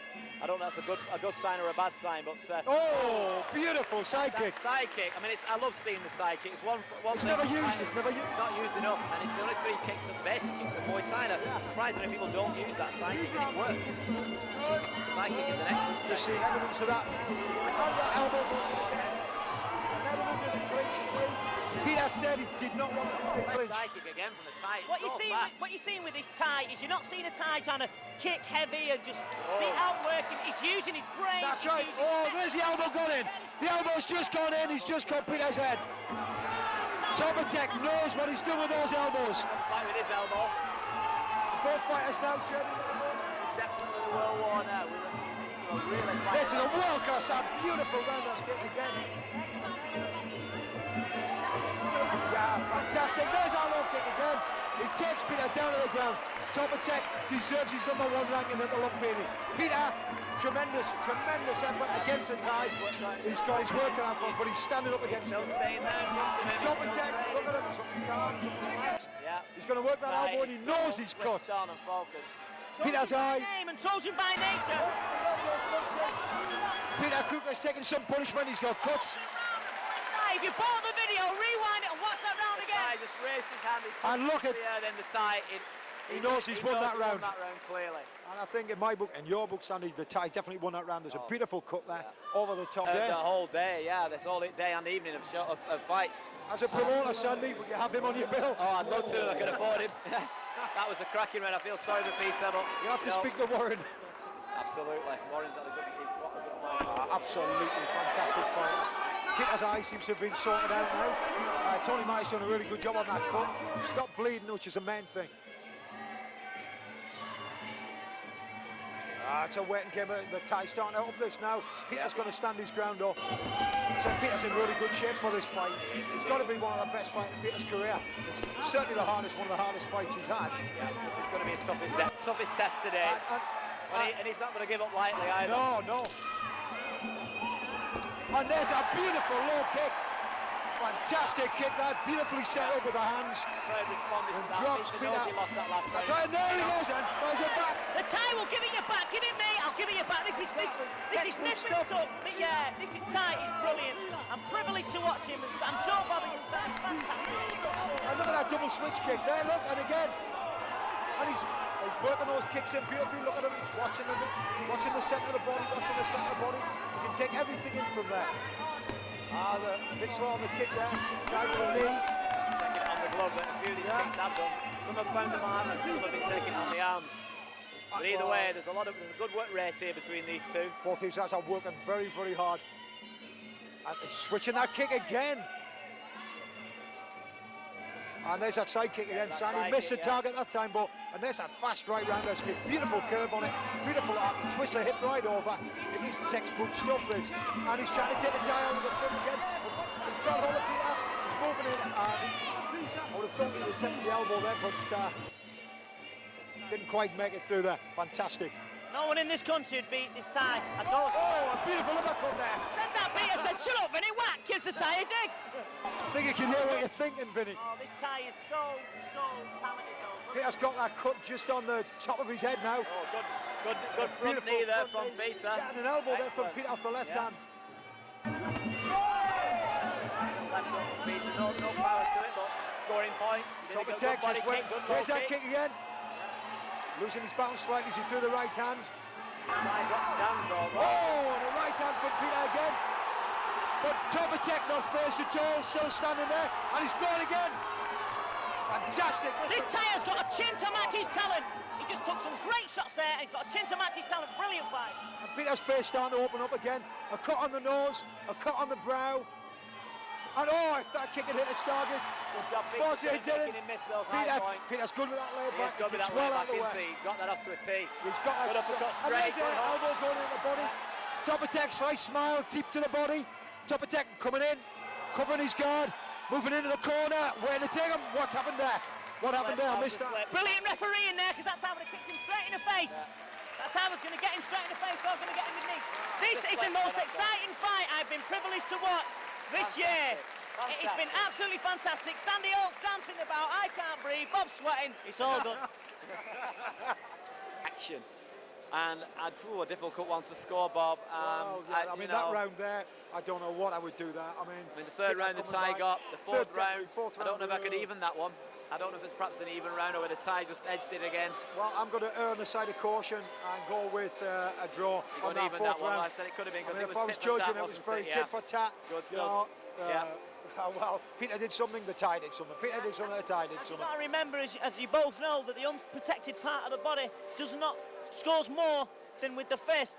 So if you're scoring it Muay Thai way, the Thai is kicking a lot. The Thai's kicking a lot more, yeah. In Muay Thai way, I'm sure that the Thai's scoring, and it's a brilliant fight. It is a brilliant fight. You're lost for words. You don't know what to say. Where you going?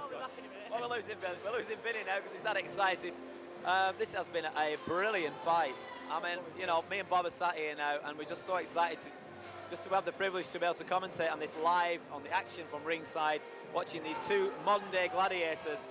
Peter Crook there, the Thai from Thailand, who's come here and he has to save some save face for his country and for Muay Thai tradition in Thailand, and he's doing his best. This is a war, and this is the best we've seen. Slight reddening there, apart from all the reddening on his body of Peter, is his shin there a little bit damaged at the bottom, but I don't think that's going to hinder in this last round. Peter looks like me when I went to Thailand. That's how I came back. Like a lobster. Like a lobster, yeah. Well, this is the last round. On shows in the past. This is one of the best shows I've ever commentated on. Peter Crook, Trojan by name, Trojan by nature. He's fighting like a warrior. Oh, Vinny, you're missing the action. Don't blink in this fight. And there's that kick, back. Kick for kick. Low kick, high kick. Low kick, high kick.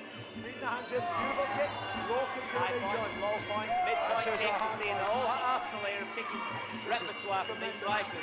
Excellent. And then in comes Topatek again. High point again, just missing. Beautiful high point kick. Good job, Peter's got that layback from the high kick. Oh, there's Good, a knee to the good, body. yes, It was straight beautiful, under the ribs. beautiful knee. But Peter took that well, shows good conditioning Yeah, there. no problem at all. And he walks onto a punch. Topatek immediately getting on his feet. One Chai looking a bit concerned at Topatek, but I think Topatek took that without any problem at all. And this, kick for kick, this is just absolutely fantastic. One of the best. Let's remember, Peter Crook is in one of the best ties, and he's amazing. There's an elbow from Peter. Just missed it, just glanced. Topatek coming in over the top, trying to set these elbows up. Just watch him wait, hold himself back. He moves in with that fast kick again, covers his guard against the punches. Low kick and again back in with a double kick combination. Oh! Unfortunately, a bit illegal. I don't think it was difficult to say, really. They're as fired up as these two fighters. And a beautiful left hand there from Peter. Peter needs to knock him out. You can tell by the way Peter's holding up on his shot. Yeah, absolutely. Last minute and a half here now. Last round of 5 rounds between England and Thailand, and this has been one hell of a fight. I could watch another 5 rounds of it. Absolutely, I wish we could. All night, believe it. Yeah. Topatek again, wait on that elbow going in. Peter smiling, throws the elbow. Left elbow on the right. Oh, missed with the elbow there, missed completely with the elbow, but good attempt. Topatek covering up, going to move in. And he's going to move in over the corner. Drops Peter to the floor. And Peter moving in with the elbow, but Topatek keeping his guard high. He's worked with elbows. Topatek knows how to deal with the elbow. And just caught the tie with an elbow. flurry of knees. Crowd are absolutely on the feet at the moment. This is the most I'm on my exciting feet. fight. The most exciting fight England's produced for years. Absolutely. Look at the action here at Aston Villa. Can two hands and I put so much in, and again, that catch, low kick combination. Peter's desperate to get back in there. He knows he's got to do a little bit more, just a little bit more. He needs to knock the tie down to win this round. And there he moves in, clinch and knee. Peter doesn't like the tie there, and another one. The side knees are working wonderfully. Yeah, Peter's not used to the knee. He said to me he's got to keep out of the clinch. He's done that so far. He hasn't got to get in. Tony Myers telling Peter to move in, and there we have it. What a fantastic fight. Well, I'll tell you something now, that is the best fight you're going to see. That is the best fight we're going to see. It's absolutely fantastic. What a great... Standing on their feet. People are standing on their feet. Sandy All's in tears.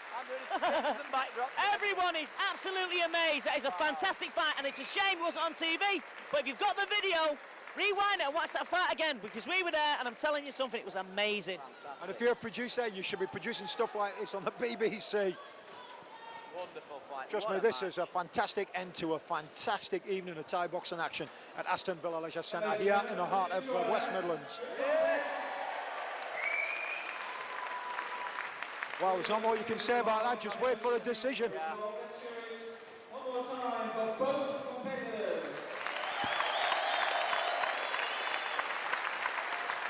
That was phenomenal. And I mean, I don't know what's going to go on with the judging, but I hope we don't have a bad decision. We've had a couple of close ones tonight which haven't been quite right, even though they've actually got the result right, but the points weren't right. Let's hope they Well, get the a good judges decision here. obviously commended the fighters for a very hard fight. It is a unanimous decision. The victor of this very closely called contest from the red corner. It's Thailand. A very good decision. It was the right one, unfortunately, for Peter, but Peter did give him probably one of the best fights he's had, showing his respect there to the fighter, taking the bow. What a fight. Absolutely amazing. It's been a brilliant evening of Muay Thai tonight with Bob Spoor and Sandy Holt and me, Vinnie Shawman. Fantastic. But watching that fight, oh, I won't be able to sleep tonight. I think it was absolutely great. Peter Crook is a warrior in every single way of the word. And in closing, Sandy, you want to say anything? I just want to say, Warren, Paul, and I say, what a fight. You've done the do, and I hope to have some more of your promotions. Absolutely fantastic. And I want to say thanks to Bob and Vinny. It's goodbye from him. Goodbye from me. And goodbye from the old guys. I'm still young. Ta-da!